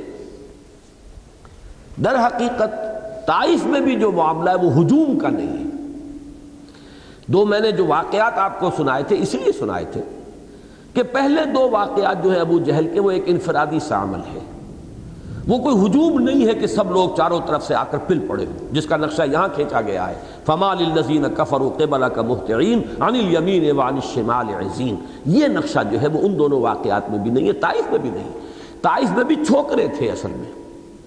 ورنہ جو بڑے لوگ تھے جن سے آپ ملے ہیں انہوں نے اگرچہ جملے تو ایسے ہی کہے تھے جو جگر کو چھید ڈالنے والے تھے کہ اللہ کو آپ کے سوا کوئی نہیں ملا تھا رسول بنانے کے لیے، گویا کہ آپ اپنے محاورے میں کہیں گے یہ منہ اور مسور کی دال، آپ ہی رہ گئے تھے صرف۔ ایک نے کہا چلیے جائیے، آپ چلے جائیے، میں آپ سے بات بھی نہیں کرنا چاہتا، اس لیے کہ دو ہی شکلیں ہیں، یا آپ سچے ہیں یا جھوٹے ہیں، جھوٹے کو تو میں منہ لگاتا ہی نہیں، اور اگر آپ سچے ہیں تو مجھے اندیشہ ہے اگر آپ اللہ کے رسول ہیں کہیں میں کوئی گستاخی کر بیٹھوں تو پھر میرے اوپر تو عذاب آ جائے گا۔ اب اس میں استہزاء بھی ہے، طنز بھی ہے، جو بھی کچھ ہے اس کی تلخی ہے، لیکن ان میں سے کسی کا یہ معاملہ نہیں ہے کہ انہوں نے ہجوم کیا ہو حضور پر، تینوں جن سے کہ آپ نے ملاقات کی ہے۔ جملے ضرور کہیں، وہی وربل پرسیکیوشن جو ہے، جملے تو ایسے ہی تھے جو کلیجے کو چھید ڈالنے والے تھے، لیکن یہ کہ در حقیقت ان کے اشارے پر کچھ چھوکرے تھے جنہیں آج کل آپ کہتے ہیں اسٹریٹ ارچنز، بس ان کو ذرا اشارہ کر دیا گیا اور وہ جو ہے وہ پتھراؤ کر رہے ہیں، اس طریقے سے آپ پر وہ جو ہے وہ سنگ باری ہوئی ہے، خشت باری ہوئی ہے۔ لیکن یہ دو موقع ایسے ہیں، ایک غزوہ احد جس کے بارے میں سب کو معلوم ہے، اس لیے کہ ہماری بدقسمتی یہ ہے کہ سیرت کا جو حصہ ہے مکی دور کا، ہماری بڑی محرومی یہ ہے کہ اس کے بارے میں ہمارے پاس تفاصیل موجود نہیں، اس وقت تک کے واقعات کو اس طرح ریکارڈ نہیں کیا گیا۔ حالات کا ٹیمپو اتنا زیادہ تھا، صحابہ اس درجے مصروف تھے اپنی انقلابی جد و جہد میں کہ کون ان چیزوں کو ریکارڈ کرتا، کون حضور سے پچھلے حالات پوچھتا کہ کیا کچھ آپ کے ساتھ بیتی ہے ابتدائی دور میں۔ ابتدائی دور میں تو چند ہی لوگ ساتھ تھے، وہی ان سے واقف تھے، لہٰذا آپ کوئی ریسرچ کونسل بیٹھی ہوتی اور ریکارڈ کیا گیا ہوتا، وہ تو اس کا نہ معاملہ تھا، نہ اس کے لیے حالات سازگار تھے۔ البتہ مدینے میں آ کر چونکہ جنگیں ہوئیں، اور جنگوں کے بارے میں عرب کا پہلے سے ہی ایک مزاج تھا کہ وہ کتابیں لکھا کرتے تھے، جنگوں کے حالات کو وہ مرتب کرتے تھے۔ کتاب المغازی سب سے پہلے لکھی گئی ہے سیرت کی، کہ جن میں غزوات کا ذکر ہے، اس لیے کہ وہ عربوں کی ایک روایت تھی، وہ ان کے ہاں ایک اہم مسئلہ ہوتا تھا۔ لہذا مدنی دور کی جو ہے سیرت، وہ بہت کچھ ہمارے پاس اس کا مواد موجود ہے، لیکن مکی دور کے بارے میں تو مصدقہ واقعات جو ہیں وہ تو انگلیوں پر گنے جانے کے قابل ہیں۔ میں نہیں سمجھتا کہ 40 سال جو ہیں حضور کے وحی کے آمد سے قبل اس کے ہمارے پاس 20 مصدقہ واقعات بھی موجود ہوں، اور جو 13 سال ہے اس کے بعد کے اس کے شاید آپ کہیں تو 13 ہی مصدقہ واقعات شاید ہمیں مل سکے، اس سے زائد نہیں۔ یہ ہے ہماری محرومی کہہ لیجیے۔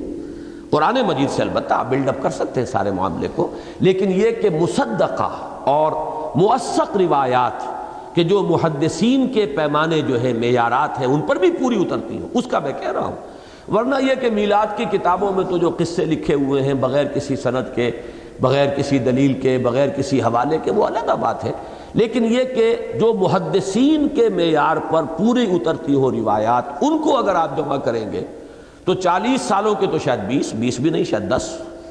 اور ان 13 سالوں کے آپ کو مل جائیں گے تو شاید 13 واقعات مل جائیں، اس کے ساتھ زیادہ نہیں۔ یہ وجہ ہے۔ ورنہ اب آپ نوٹ کیجئے، ہجوم کا ایک واقعہ جو ہے یوم احد کا، اس کی تفاصیل ہمارے پاس ہے۔ وہ چونکہ نرغہ تھا، ہجوم تھا، سب حضور کو ختم کرنے کے درپے تھے، اور اس وقت ہی حضور کی زبان سے وہ جملہ بھی نکلا ہے حضرت سعد ابن ابی وقاص کے لیے رضی اللہ تعالی عنہ کہ اے سعد تیر چلاؤ، میرے ماں باپ تم پر قربان۔ یہ الفاظ کسی اور صحابی کے لیے محمد الرسول اللہ صلی اللہ علیہ وسلم کی زبان مبارک سے نہیں نکلے۔ آپ اس صورتحال کی سنگینی کا اندازہ کیجئے جو اس وقت تھی،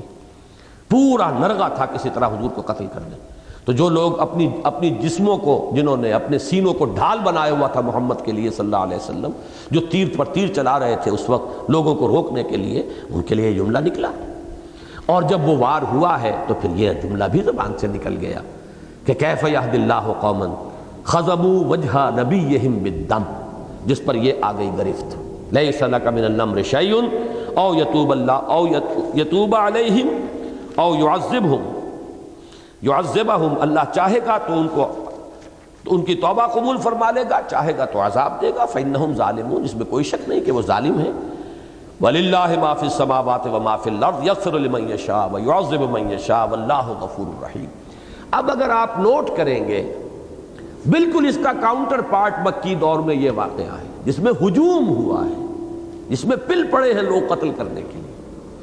اور سنت اللہ ہمیشہ یہ رہی ہے کہ جب وہ قوم جس کی طرف کوئی رسول آیا ہو وہ رسول کو قتل کرنے کے درپے ہو جاتی ہے تو پھر عذاب آتا ہے۔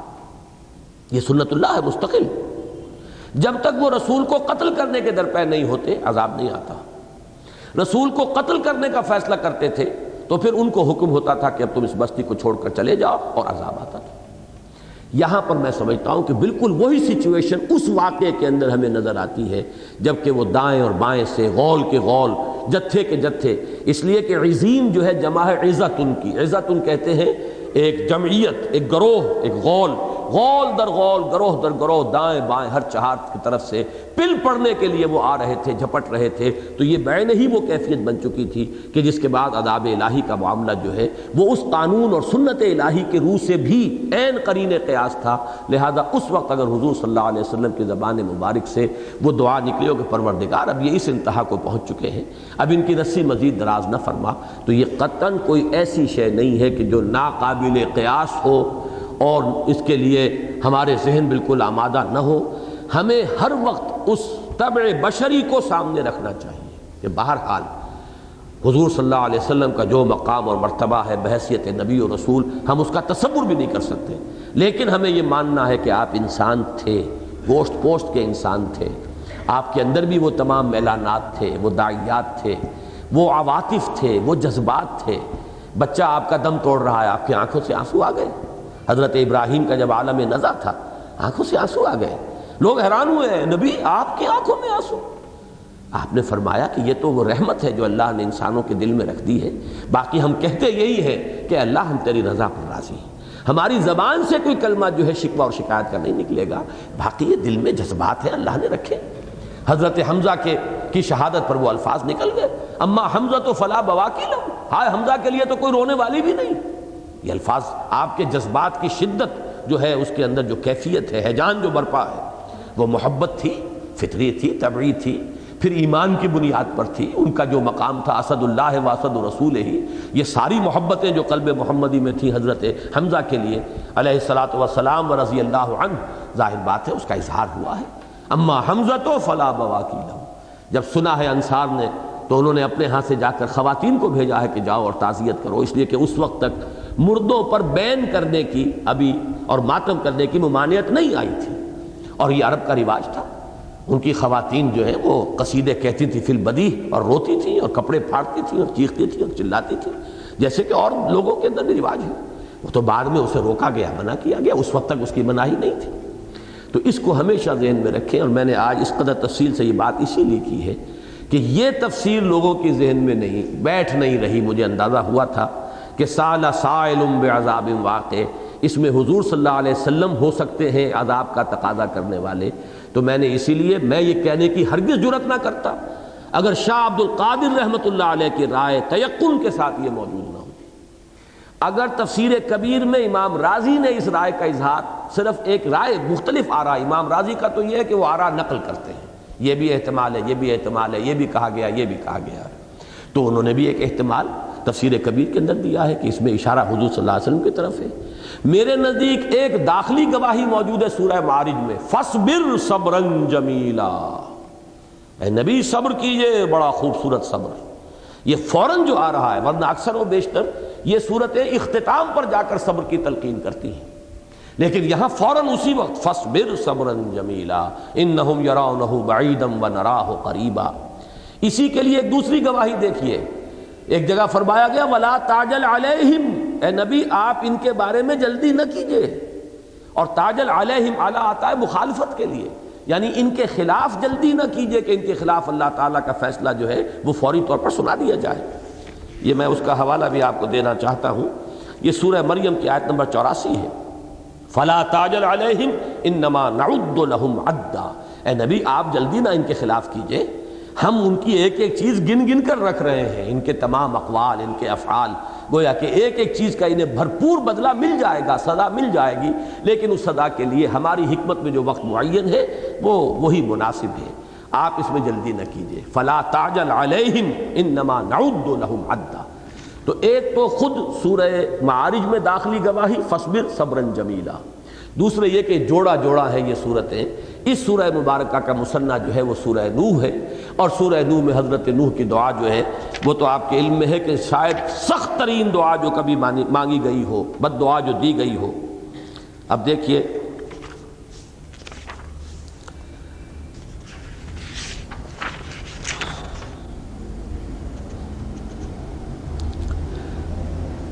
قال نوح رب انہم عصونی واتبعوا من لم یزدہ مالہ وولدہ الا خسارا ومکروا مکرا کبارا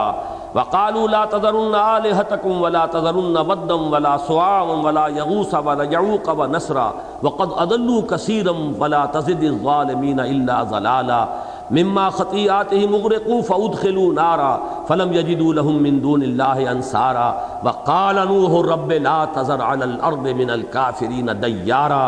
فإنک ان تذرہم یضلوا عبادک ولا یلدوا الا فاجرا کفارا، اے اللہ اس زمین پر کافروں کا ایک دستہ گھر نہ چھوڑ، اگر تو ایک کو بھی چھوڑ دے گا تو ان کی آئندہ نسلوں میں سے بھی کافر اور فاجر ہی اٹھیں گے۔ اس درجے یعنی اس قوم کے بارے میں مایوسی حضرت نوح علیہ السلام کو ہوئی تو اتنی سخت دعا دی، آپ بد دعا دی۔ تو اس سے آپ سمجھ لیجئے کہ میرا وہ موقف اور ان آیات کے ساتھ وہ تعلق جڑ گیا اس کا، کہ در حقیقت یہ نقشہ جو ہے فَمَا لِلَّذِينَ كَفَرُوا قِبَلَكَ مُهْطِعِينَ عَنِ الْيَمِينِ وَعَنِ الشِّمَالِ عِزِينَ،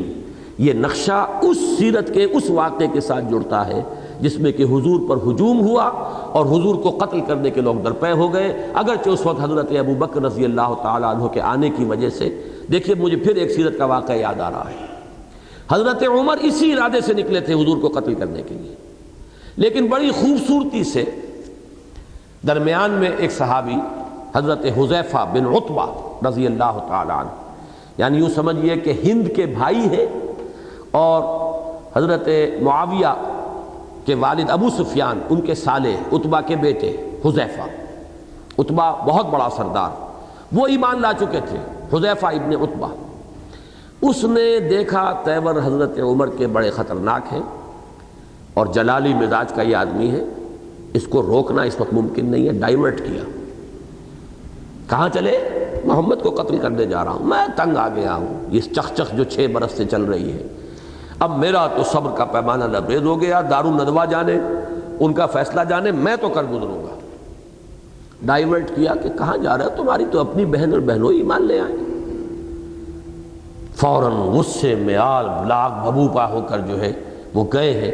اور پھر آپ کو معلوم ہے کہ وہاں مارا ہے، پیٹا اپنے بہنوئی کو بھی، حضرت سعید ابن زید کو رضی اللہ تعالی عنہ، اپنی ہمشیرہ حضرت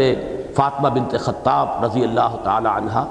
لہو لہان کر دیا۔ بہن کی زبان سے ایک جملہ نکلا کہ عمر چاہے تم ہمیں ہلاک کر دو، ہم اب اس دین کو چھوڑنے والے نہیں۔ بس اس جملے نے تو میدانی کے سوزے قراتے تو دگرگوں کرد تقدیر عمر را، عمر کی تقدیر کو بدلنے والا یہ جملہ ہے بہن کا، جا کر تیر کی طرح لگا ہے کہ وہ چیز کیا ہے جس نے صنف نازک میں کمزور ہوتی ہے عورت، اس میں اتنی عظیمت، اتنا صبر، اتنا ثبات، اتنی استقامت، کوہ ہمالیہ بنا دیا، جان دینے کو تیار ہے۔ سوچنے پر آمادہ ہوں، چوٹ کھائی ہے اور اس چوٹ کے نتیجے میں پھر وہ عمر فاروق بن گئے۔ یہ ڈائیورٹ کرنے کا انداز جو ہے جو حضرت حذیفہ ابن عتبہ نے یہاں اختیار کیا ہے، وہی حضرت ابو بکر رضی اللہ تعالیٰ عنہ کے ذریعے سے ہو گیا۔ اگر حضرت ابو بکر اس وقت نہ آتے تو وہ لوگ بالکل غصے میں اندھے ہو گئے تھے، گویا کہ وہ تو حضور کے قتل کرنے کے درپے ہو چکے تھے۔ اس وقت ذہنی وہ بات جو ہے ان کے ذہن سے نکل گئی تھی کہ یہ معاملہ جو ہے ہماری داخلی خانہ جنگی پر منتج ہو سکتا ہے، بنو ہاشم کھڑے ہو جائیں گے تو کیا ہوگا، وہ نکل جاتی ہے وقتی طور پر۔ ابو بکر نے آ کر ذرا ڈائیورٹ کیا ہے تو فوراً ہوش آ گیا ہے، انہیں چھوڑا حضور کو، اور حضرت ابو بکر کو اپنے طور پر تو وہ ختم کر چکے تھے۔ یہ واقعہ اور غزوہ احد والا واقعہ جوڑیے ان دونوں کو، ان میں بڑی گہری مناسبت ہے، مشابہت ہے۔ جیسے وہاں حضور کی زبان مبارک سے وہ الفاظ نکلے، یہاں بھی قرین قیاس ہے کہ وہ بات آپ کی زبان مبارک سے نکلی ہو، جس پر کہ اللہ نے فرمایا سأل سائل بعذاب واقع للکافرین لیس لہ دافع من اللہ ذی المعارج۔ اب یہ جو ہے آئے گا، آ کر تو رہنا ہے، لیکن اے نبی فاصبر صبرا جمیلا انہم یرونہ بعیدا ونراہ قریبا، آپ صبر کیجئے، ابھی بڑی خوبصورتی کے ساتھ صبر کیجئے، انتظار کیجئے، انہیں یہ دور کی شے نظر آتی ہے، ہمارے سامنے ہے۔ اور پھر وہ یوم آخرت کی شکل جو ہے کھینچ دی گئی، کس طریقے سے انسان جو ہے یہ بڑے سے بڑے لوگ جو اپنے بیٹوں پر اترا رہے ہیں اور اپنے جتھوں پر اترا رہے ہیں، اپنے بیٹوں کو، بیویوں کو، اپنے والدین کو، اپنے پورے کنبے کو چاہیں گے کہ آگ میں جھونک دیا جائے، من فی الارض جمیعا ثم ینجی، کسی طرح انہیں بچا لیا جائے، نفسی نفسی کا عالم طاری ہوگا۔ پھر فرمایا گیا کہ انسان جو ہے بڑا تھردلا پیدا ہوا ہے، اس کی شخصیت کی تعمیر کے لیے اسے محنت کرنی پڑے گی، ریاضت کرنی ہوگی، اسے کچھ اوصاف اپنے اندر پیدا کرنے ہوں گے، اپنی جو خواہشات نفسانی ہیں انہیں کنٹرول میں لانا ہوگا، مال کی محبت کو دل سے نکالنا ہوگا، شہوت کو قابو میں رکھنا ہوگا۔ یہ تمام چیزیں ہیں، یہ لوگ ہیں کہ جو اللہ تعالیٰ کے ہاں اعزاز و اکرام کے مستحق ٹھہریں گے۔ یہ وہ چیز ہے جن میں سے ایک ایک چیز ان کے لیے تیر بن کر ان کے سینے کو چھید رہی ہے کہ گویا کہ یہ بھک منگے لوگ، یہ غریب غربا، یہ فقراء، یہ ہمارے ہاں کے جو کمی کاری ہیں، یہ جو ہمارے غلام ہیں، یہ تو جنت میں جائیں گے، اور ہم یہاں کے چودھری، ہم سرمایہ دار، ہماری جائیدادیں، ہماری حیثیت، ہم سردار، ہم گویا کہ جہنمی ہیں۔ یہ ہے وہ جس پر کہ غصہ ان کا، اس نے اس طیش کی صورت اختیار کی۔ فما للذین کفروا قبلک مہطعین عن الیمین وعن الشمال عزین ایطمع کل امرئ منہم ان یدخل جنۃ نعیم کلا، ہرگز نہیں، انا خلقناہم مما یعلمون، ہم نے انہیں پیدا کیا ہے اس شے سے جسے یہ خوب جانتے ہیں۔ یہ پھر ان کے اوپر جو ہے، ان کے پندار کے اوپر ایک بار کاری ہو رہا ہے۔ تم کیا اپنے آپ کو سمجھتے ہو؟ جس گندے پانی کی بوند سے بنے ہو تم خود جانتے ہو۔ یہاں پھر نوٹ کیجئے جو میرے پچھلے درس کا جو مرکزی مضمون تھا، انسان کی ایک خلقت ہے، خلقت مٹی سے ہے، یہ گندے پانی کی بوند سے ہے، لیکن انسان کا ایک روحانی وجود ہے، وہ نہ گندے پانی کی بوند سے ہے نہ مٹی سے ہے، وہ تو در حقیقت قل الروح من امر ربی، لیکن چونکہ ان کے سامنے وہ اپنا روحانی وجود ہے ہی نہیں، وہ تو صرف اپنے اس جسمانی وجود کو اور حیوانی وجود ہی سے واقف ہے۔ وہ جو فرمایا گیا سورہ حشر کی آیت میں نے پچھلی مرتبہ بھی بیان کی، وَلَا تَكُونُوا كَالَّذِينَ نَسُوا اللَّهَ فَأَنسَاهُمْ أَنفُسَهُمْ، اپنے اس اصل اور جو باعزت حصہ ہے ان کے وجود کا، اس کو تو بھلائے بیٹھے، یہ تو صرف اپنے اس خاکی اور حیوانی وجود سے واقف ہے، اور اس کے بارے میں انہیں خوب معلوم ہے کہ وہ کہاں سے پیدا ہوا ہے۔ وہ تو مٹی سے بنا، اور مٹی چلو چھوڑ دیجئے، وہ بھی کوئی علمی تو وہ جو ہے بات ہو جائے گی کہ مٹی سے کیسے بنا، لیکن انہیں معلوم ہے نا وہ نطفے کی گندے پانی کی بوند سے بنے ہیں نا۔ انا خلقناہم مما یعلمون فلا اقسم برب المشارق والمغارب انا لقادرون۔ تو نہیں، میں قسم کھاتا ہوں مشرقوں اور مغربوں کے رب کی، ہم یقیناً قادر ہیں۔ یہ فلا اقسموں میں لا کا جو مضمون ہے یہ کئی دفعہ آ چکا ہے، سورہ واقعہ میں بھی آیا، اس کے بعد اس سے پہلے الحاقہ میں بھی آ چکا ہے۔ اس میں کئی بحثیں ہیں، بعض حضرات تو اس کو لا کو یہ سمجھتے ہیں کہ یہ متصل ہے، بعض کہتے ہیں کہ یہ صرف لفظاً پڑھا جائے گا، معناً مراد نہیں ہے، یہ ایسے ہی ہے صرف اضافی طور پر۔ لیکن یہ کہ دوسرے حضرات اس بات کو قبول کرنے کے لیے تیار نہیں کہ قرآن مجید میں کوئی چیز بے معنی بھی ہو، بلا کسی معنی کے لے آئی گئی ہو، اور مجھے انہی کی رائے سے اتفاق ہے۔ اب جو اس کو بامانی سمجھتے ہیں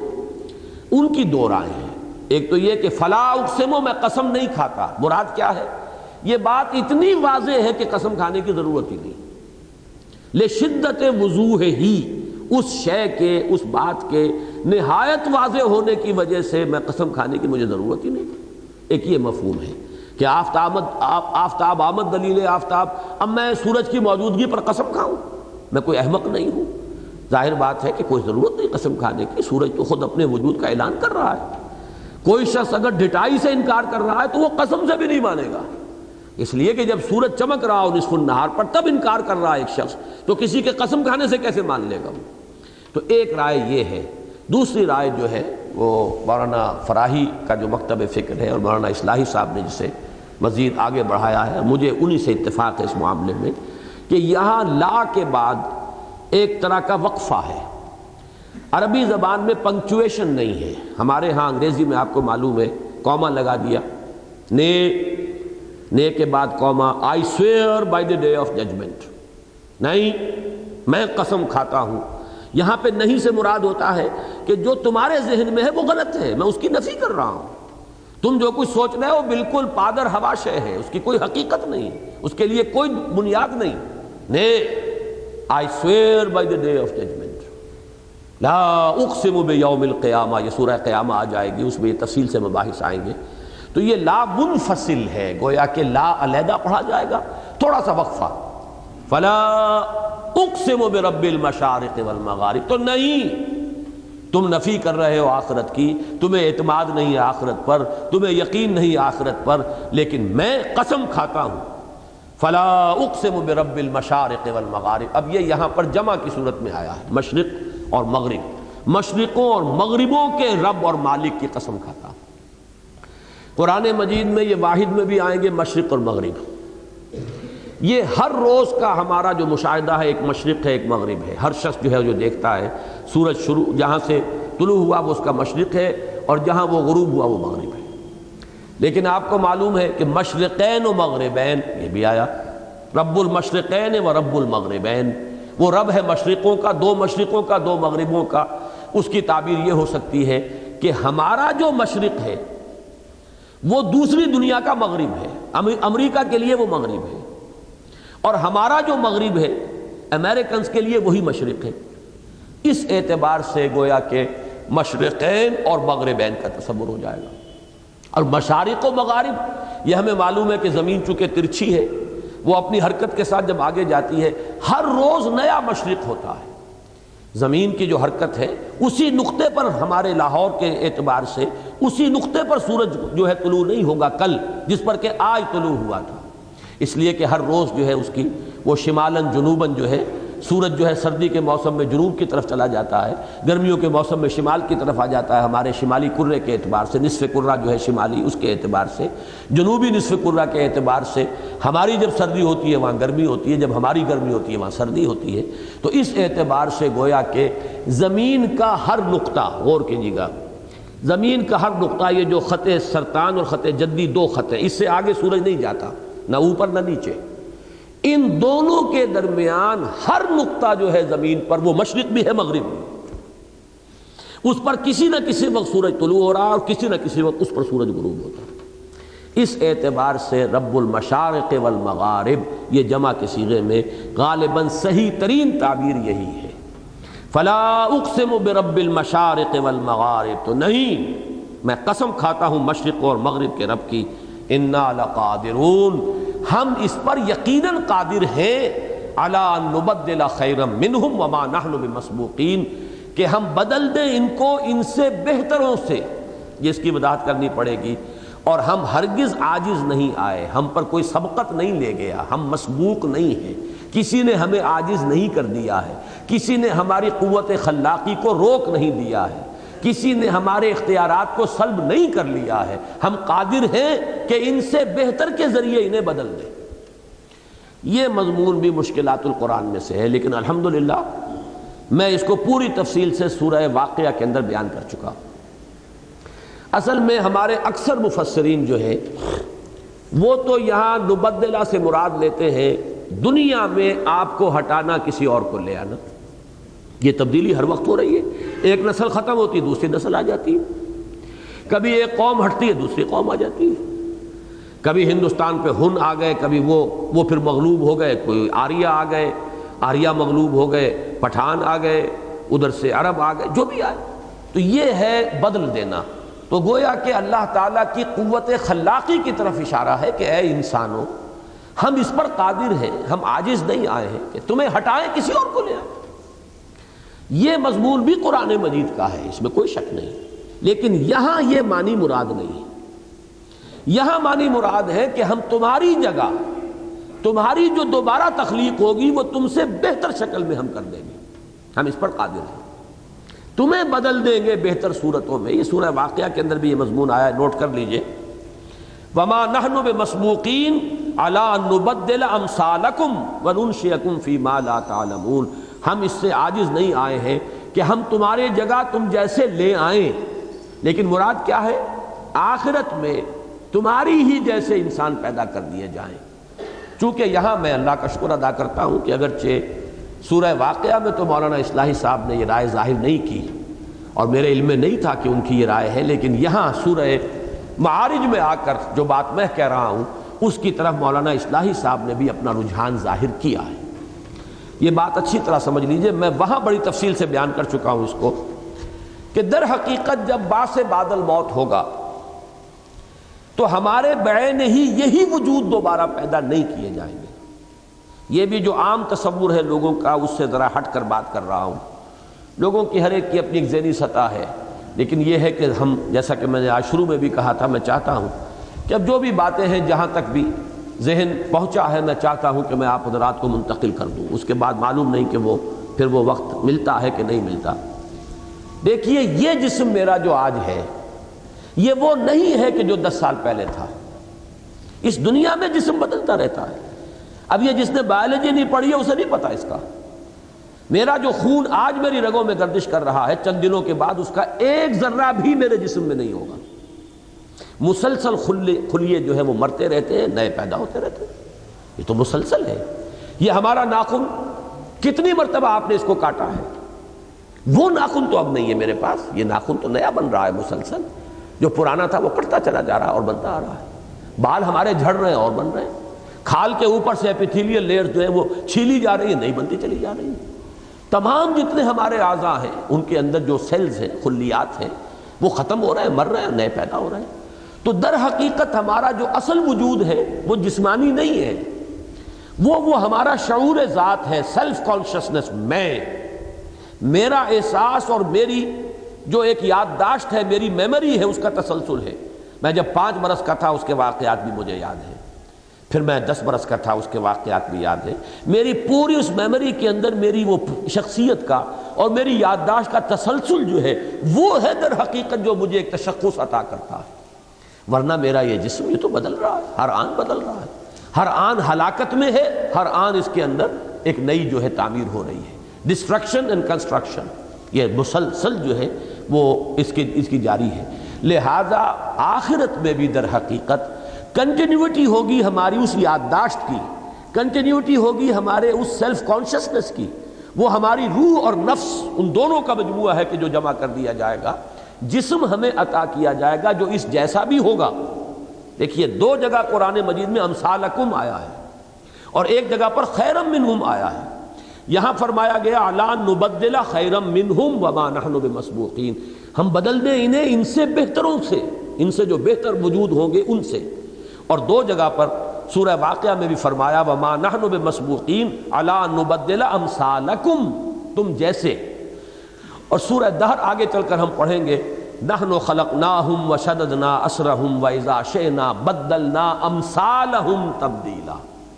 وہ جسم جو ہمیں ملیں گے بعث بعد الموت کے بعد آخرت میں، وہ مثل بھی ہوں گے، ایسے ہی دو ہاتھ پاؤں ہوں گے، ایسے ہی پیر ہوں گے، ایسی ہی آنکھیں ہوں گی، ایسا ہی وجود ہوگا جس سے کہ ہم مانوس ہیں، لیکن بہتر ہوگا. بہتر کس اعتبار سے ہوگا؟ یہاں ہماری آنکھوں کی بینائی بڑی محدود ہے، وہاں بڑی تیز ہوگی. فَبَصَرُكَ الْيَوْمَ حَدِيدٌ، آج تو تمہاری نگاہیں بڑی تیز ہیں،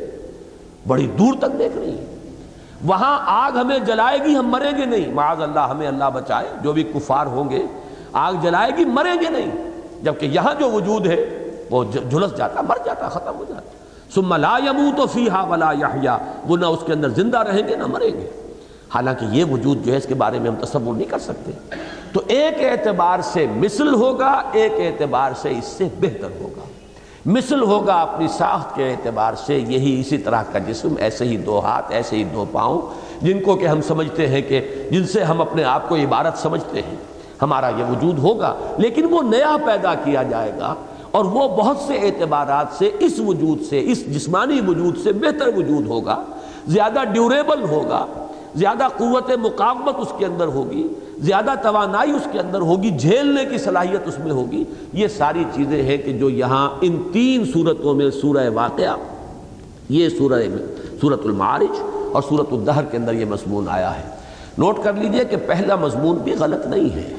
کہ تمہیں ہٹائیں کسی کو لے آئیں، لیکن میں نے جو مزید غور کیا، ایک نقطہ میں عرض کر رہا ہوں، اسے میں پورے تیقن کے ساتھ تو نہیں کہہ سکتا، عربی لغت پر اور اس کے ادب پر میری اتنی گہری نگاہ نہیں ہے کہ تیقن کے ساتھ کہہ سکوں، لیکن ایک بات کی طرف ذہن گیا ہے، میں آپ تک پہنچا رہا ہوں. آگے آپ ان پر گفتگو کر کے مزید اس کی تحقیق کر سکتے ہیں. قرآن مجید میں جہاں کسی کی جگہ کسی کو لانا ہو، وہاں استبدال کا لفظ آتا ہے، تبدیل کا لفظ نہیں آتا. اس کی دو میرے سامنے مثالیں ہیں. سورہ نساء میں فرمایا ان اردتم استبدال زوج مکان زوج، اگر کوئی شخص اپنی ایک بیوی کو طلاق دے کر کوئی دوسری شادی کرنا چاہتا ہے تو اس کو استبدال کہا گیا، ایک کو ہٹانا دوسرے کو لے آنا. اسی طریقے سے سورہ محمد کی آخری آیت جو ہے صلی اللہ علیہ وسلم، ان تتولوا یستبدل قوما غیرکم، اگر تم نے پیٹھ دکھا دی اے بنی اسماعیل، اے امیین، تو تمہیں ہٹا کر کسی اور قوم کو ہم لے آئیں گے. جیسے کہ عربوں کو 13ویں صدی عیسوی کے اندر گویا کہ اللہ تعالیٰ نے امت مسلمہ کی اور عالم اسلام کی امامت سے معزول کر کے اور ترکوں کے ہاتھ میں ہے آیا فتنہ تاتار کے افسانے سے پاسباں مل گئے کعبے کو صنم خانے سے، ترکوں کے حوالے کر دیے. تو کسی قوم کو ہٹانا دوسری کو لانا، یہ استبدال ہے. ان تتولوا یستبدل قوما غیرکم، ایک بیوی کو فارغ کرنا طلاق دے کر دوسری کو لانا، یہ استبدال ہے. ان اردتم استبدال زوج مکان زوج، یہاں پر ہے بدلا، بدلت یبدل تبدیلا، کسی شے کو ہی بدل دینا، اسی کی صورت کو، اسی کی ماہیت کو بدل دینا. ہمارے ہی یہ وجود ہیں کہ جو در حقیقت ہمیں اس جیسے وجود ملیں گے اور وہ ان سے بہتر بھی ہوں گے اور مثل بھی ہوں گے یہی اسی طرح کے، اسی ہمارے اس پورے یعنی یادداشت کے تسلسل کے ساتھ ہمارا چونکہ جو کانشسنس ہے وہ برقرار رہے گی. میں نے اس میں ایک واقعہ پہلے بھی سنایا تھا، میری زندگی کے چونکہ وہ بڑی تلخ یادوں سے تعلق رکھنے والا واقعہ، میں آپ کو سنا دوں. اور اسی وجہ سے ہمارے بعض مفکرین جو فلسفی ہے بنیادی طور پر، انہوں نے ایک خیال ظاہر کر دیا ہے کہ جنت اور دوزخ مقامات نہیں ہیں، صرف کیفیات کا نام ہے. مجھے اختلاف ہے، میرا موقف بالکل وہی ہے 100% درست جو اہل سنت والجماعت کا ہے. یہ جگہیں ہیں، پلیسز ہیں، یہ صرف سٹیٹس نہیں ہیں. اور مجھے افسوس ہے کہ خیر اگر سر سید احمد خان اس بات کو کہیں تو شاید میرے لیے قابل تعجب اتنا نہ ہوتا، لیکن علامہ اقبال نے بھی اپنے لیکچرز میں یہی بات کہہ دی ہے کہ hell and heaven are states not places, جگہ نہیں ہے، کوئی مقامات نہیں ہے، بلکہ یہ اسٹیٹس ہیں. اچھا، اس کے کہنے کی کیا بنیاد ہے؟ اگرچہ مجھے اس سے اختلاف ہے، لیکن بنیاد کیا ہے اس کو سمجھ لیجئے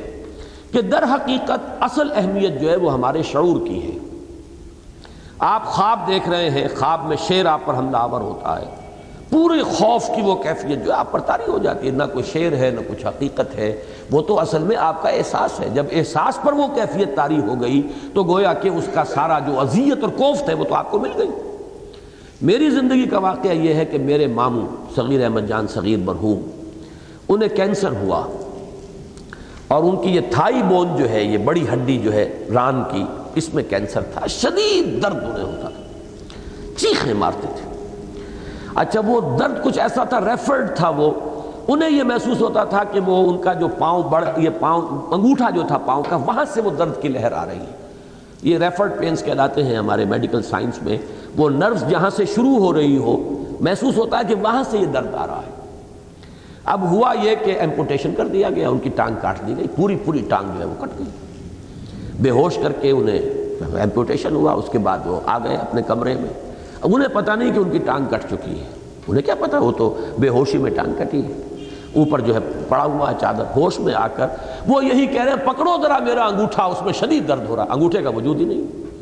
اس لیے کہ وہ نرو جہاں سے کٹی ہے اس میں جو فائبرز انگوٹھے کے تھے ابھی وہ اریٹیٹ ہو رہے ہیں، وہ یہ سمجھ رہے ہیں کہ میرے انگوٹھے میں درد ہے، حالانکہ انگوٹھے کا وجود ہے، انگوٹھا کیا، وہ تو پوری ٹانگ ختم ہو چکی، لیکن انہیں یہ محسوس ہو رہا ہے کہ نا ذرا تھامو اس انگوٹھے کو، پکڑو ذرا، دباؤ اس کو، مجھے شدید درد ہو رہا ہے۔ تو یہ چیز جو ہے اس کو ذہن میں رکھیے کہ اصل بات تو ہے وہ اندر جو احساس ہے، اگر وہ ہو رہا ہے، ٹانگ ہے یا نہیں ہے، ٹانگ کا درد ہو رہا ہے۔ اسی طریقے سے کوئی عضو ہو نہ ہو، لیکن آپ کو وہ تکلیف پہنچ رہی ہو جو کسی عضو کے کاٹنے سے ہوتی ہے، تو آپ کو تو تکلیف پہنچ گئی نا۔ اس اعتبار سے بعض حضرات کو یہ کہنے کا موقع ملا کہ عذاب اپنی جگہ، ثواب اپنی جگہ، جنت کی نعمتیں یا دوزخ کی سزائیں اپنی جگہ، لیکن ان کے لیے پلیسز کا ہونا، ان کی فزیکل ایگزسٹنس کا ہونا ضروری نہیں ہے، اس لیے کہ وہ جو کیفیت ہوتی ہے عذاب کے نتیجے میں پیدا ہوتی ہے، یا وہ کیفیت کے جو ثواب کے نتیجے میں پیدا ہوتی ہے، نعمتوں کے ذریعے پیدا ہوتی ہے، اگر وہ پیدا ہو گئی اور اس کا تعلق انسان کے احساس اور شعور کے ساتھ ہے، تو اس اعتبار سے انہیں کہنے کا موقع ملا، یعنی وہ عذاب اور ثواب کے منکر نہیں ہیں، وہ کہتے ہیں سزا بھی ہوگی اور نعمتیں بھی ملیں گی، ان کی لذتیں بھی ہوں گی، لذت بھی ہوگی، علم بھی ہوگا، لیکن یہ کہ وہ فزیکل ان کی ایگزسٹنس نہیں ہوگی ان جگہوں کی، جنت اور دوزخ کی۔ لیکن پھر نوٹ کر لیجئے، مجھے ان سے اتفاق نہیں ہے، میں یہ سمجھتا ہوں کہ اللہ تعالیٰ اس کائنات کو پیدا کرنے پر قادر ہے، تو بالکل اس دوسرے عالم کو بھی پیدا کرنے پر قادر ہے، ہم کیوں کہیں کہ وہ نہیں ہوگی، وہ ہوگی۔ اور یقیناً جس طریقے سے قرآن مجید میں اس کے نقشے کھینچے گئے ہیں، اس کے بارے میں یہ تعبیر کرنا میرے نزدیک یہ فلسفے سے کچھ زیادہ مرعوبیت کی علامت ہے۔ ہمیں زیادہ جو ہے مرعوب ہونا چاہیے قرآن سے اور سنت سے، اور اس کی جو کیفیات ہیں، خاص طور پر آخرت کے بارے میں ہمیں منہ شگافیاں منطقی نہیں کرنی چاہیے، بلکہ جو چیزیں آئی ہیں اے سچ کتاب و سنت کے اندر ان کی تصدیق کرنی چاہیے۔ بہرحال علی ان نبدل خیرا منہم، ہم اس پر قادر ہیں کہ ان سے بہتر وجود ان کو عطا کر دیں۔ وما نحن بمسبوقین، اور ہم بالکل عاجز نہیں آئے، کسی نے ہمارا ہاتھ نہیں روکا، کسی نے ہمارا اختیار سلب نہیں کیا۔ مسبوقین چونکہ مفعول کا صیغہ ہے، اس لیے میں یہ انداز تعبیر اختیار کر رہا ہوں۔ فذرہم، اب یہ آخری آیات جو ہے یوں سمجھیے کنکلوڈنگ آیات ہے۔ فذرہم، اے نبی چھوڑیے ان کو، دفع کیجئے انہیں۔ یہ ان ابتدائی صورتوں میں اکثر آپ کو ملے گا، ذرنی ومن یکذب بہذا الحدیث، چھوڑیے اے نبی مجھے اور ان کو جو اس قرآن کا انکار کر رہے ہیں، میں نبٹ لوں گا ان سے۔ اس میں بھی دیکھیے اندازہ وہ یہ، آپ جلدی نہ مچائیں، آپ ان کے بارے میں ابھی فیصلہ جو ہے اس کے بارے میں عجلت سے کام نہ، چھوڑیے مجھے، میں نبٹ لوں گا ان سے، آپ اپنا کام کیجئے۔ آپ کا کام ہے تبلیغ، آپ کا کام ہے تلقین، آپ کا کام ہے ان تک بات کو پہنچاتے رہنا، اور ان کی تکلیفیں جو وہ پہنچا رہے ہیں ان پر صبر کرنا، جو وربل پرسیکیوشن ہو رہی ہے اسے جھیلنا۔ فاصبر صبرا جمیلا ذرنی والمکذبین اولی النعمت، اے نبی چھوڑیے مجھے اور ان کو جو یہ بہت ہی نعمتوں کے اندر جو کھیل رہے ہیں اور جھٹلا رہے ہیں، میں ان سے نبٹ لوں گا۔ ذرنی ومن خلقت وحیدا، چھوڑیے مجھے اور اس کو جسے میں نے اکلوتا پیدا کیا،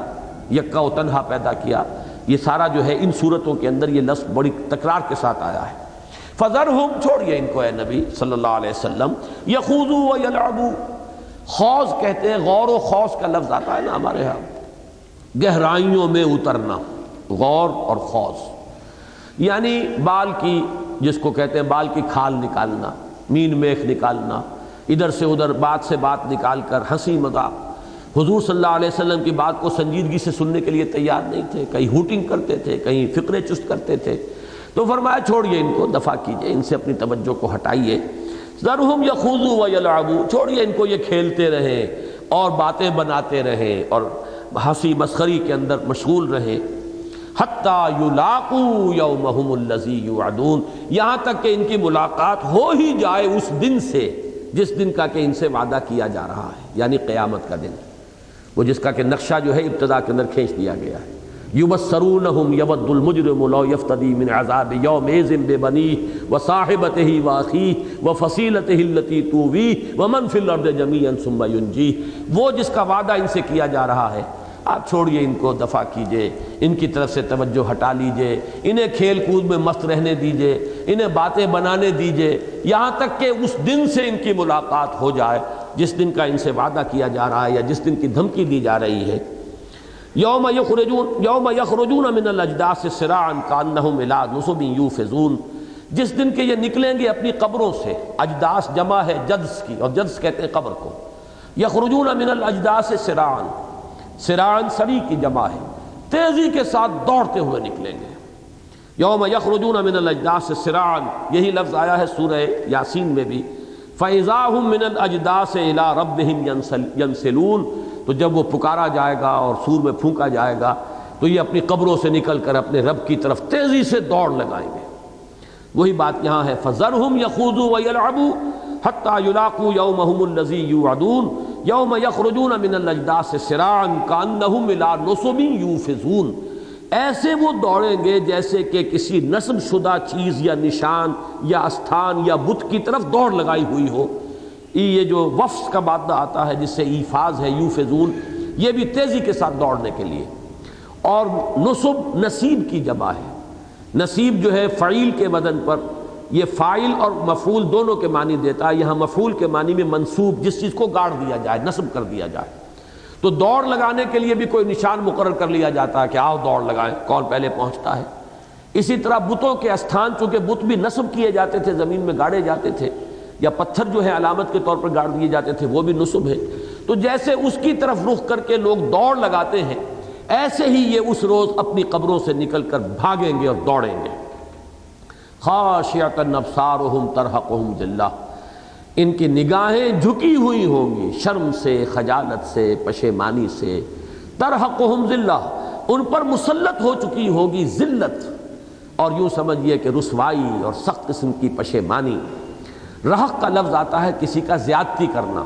لا یخاف بخسم ولا رہقا، یہ سورہ جن میں یہ لفظ آئے گا۔ رہق جو ہے اس کے معنی کسی کے اوپر مسلط ہو جانا، تو ان پر مسلط ہو چکی ہوگی ذلت اور رسوائی اور پشیمانی اور شرمندگی۔ ذالک الیوم الذی کانوا یوعدون، وہ ہے وہ دن کہ جس کا ان سے وعدہ کیا جاتا تھا، جس کے بارے میں شروع میں آیا انہم یرونہ بعیدا ونراہ قریبا، یہ اسے دور دیکھ رہے ہیں، ہمارے وہ سامنے موجود ہیں، ہم قریب دیکھ رہے ہیں۔ اسی کے بارے میں رائے ظاہر کر چکا ہوں کہ وہ جو فرمایا تعرج الملائکۃ والروح الیہ فی یوم کان مقدارہ 50,000 سنہ، یہ وہی قیامت کا دن ہے۔ اس کے بارے میں فرمایا گیا وہ اتنا طویل ہوگا کہ یہاں اس صورت میں فرمایا گیا 50,000 سال۔ سورہ مزمل میں آپ دیکھیں گے یوم یجعل الولدان شیبا، وہ دن کے جو بچوں کو بوڑھا کر دے گا، وہ دن جو ہے یہ ہے وہ دن جس کا کہ ان سے وعدہ کیا گیا تھا، جس کی انہیں دھمکی دی گئی تھی، جس کی انہیں خبر سنائی گئی تھی۔ اللہ تعالی ہمیں اس دن کی سختیوں سے اپنی پناہ میں رکھے اور اس دن کی رسوائی سے ہمیں بچائے۔ اللہم اجرنا من خزی الدنیا و خزی الآخرہ، اللہم اجرنا من عذاب الدنیا و عذاب الآخرہ، آمین یا رب العالمین۔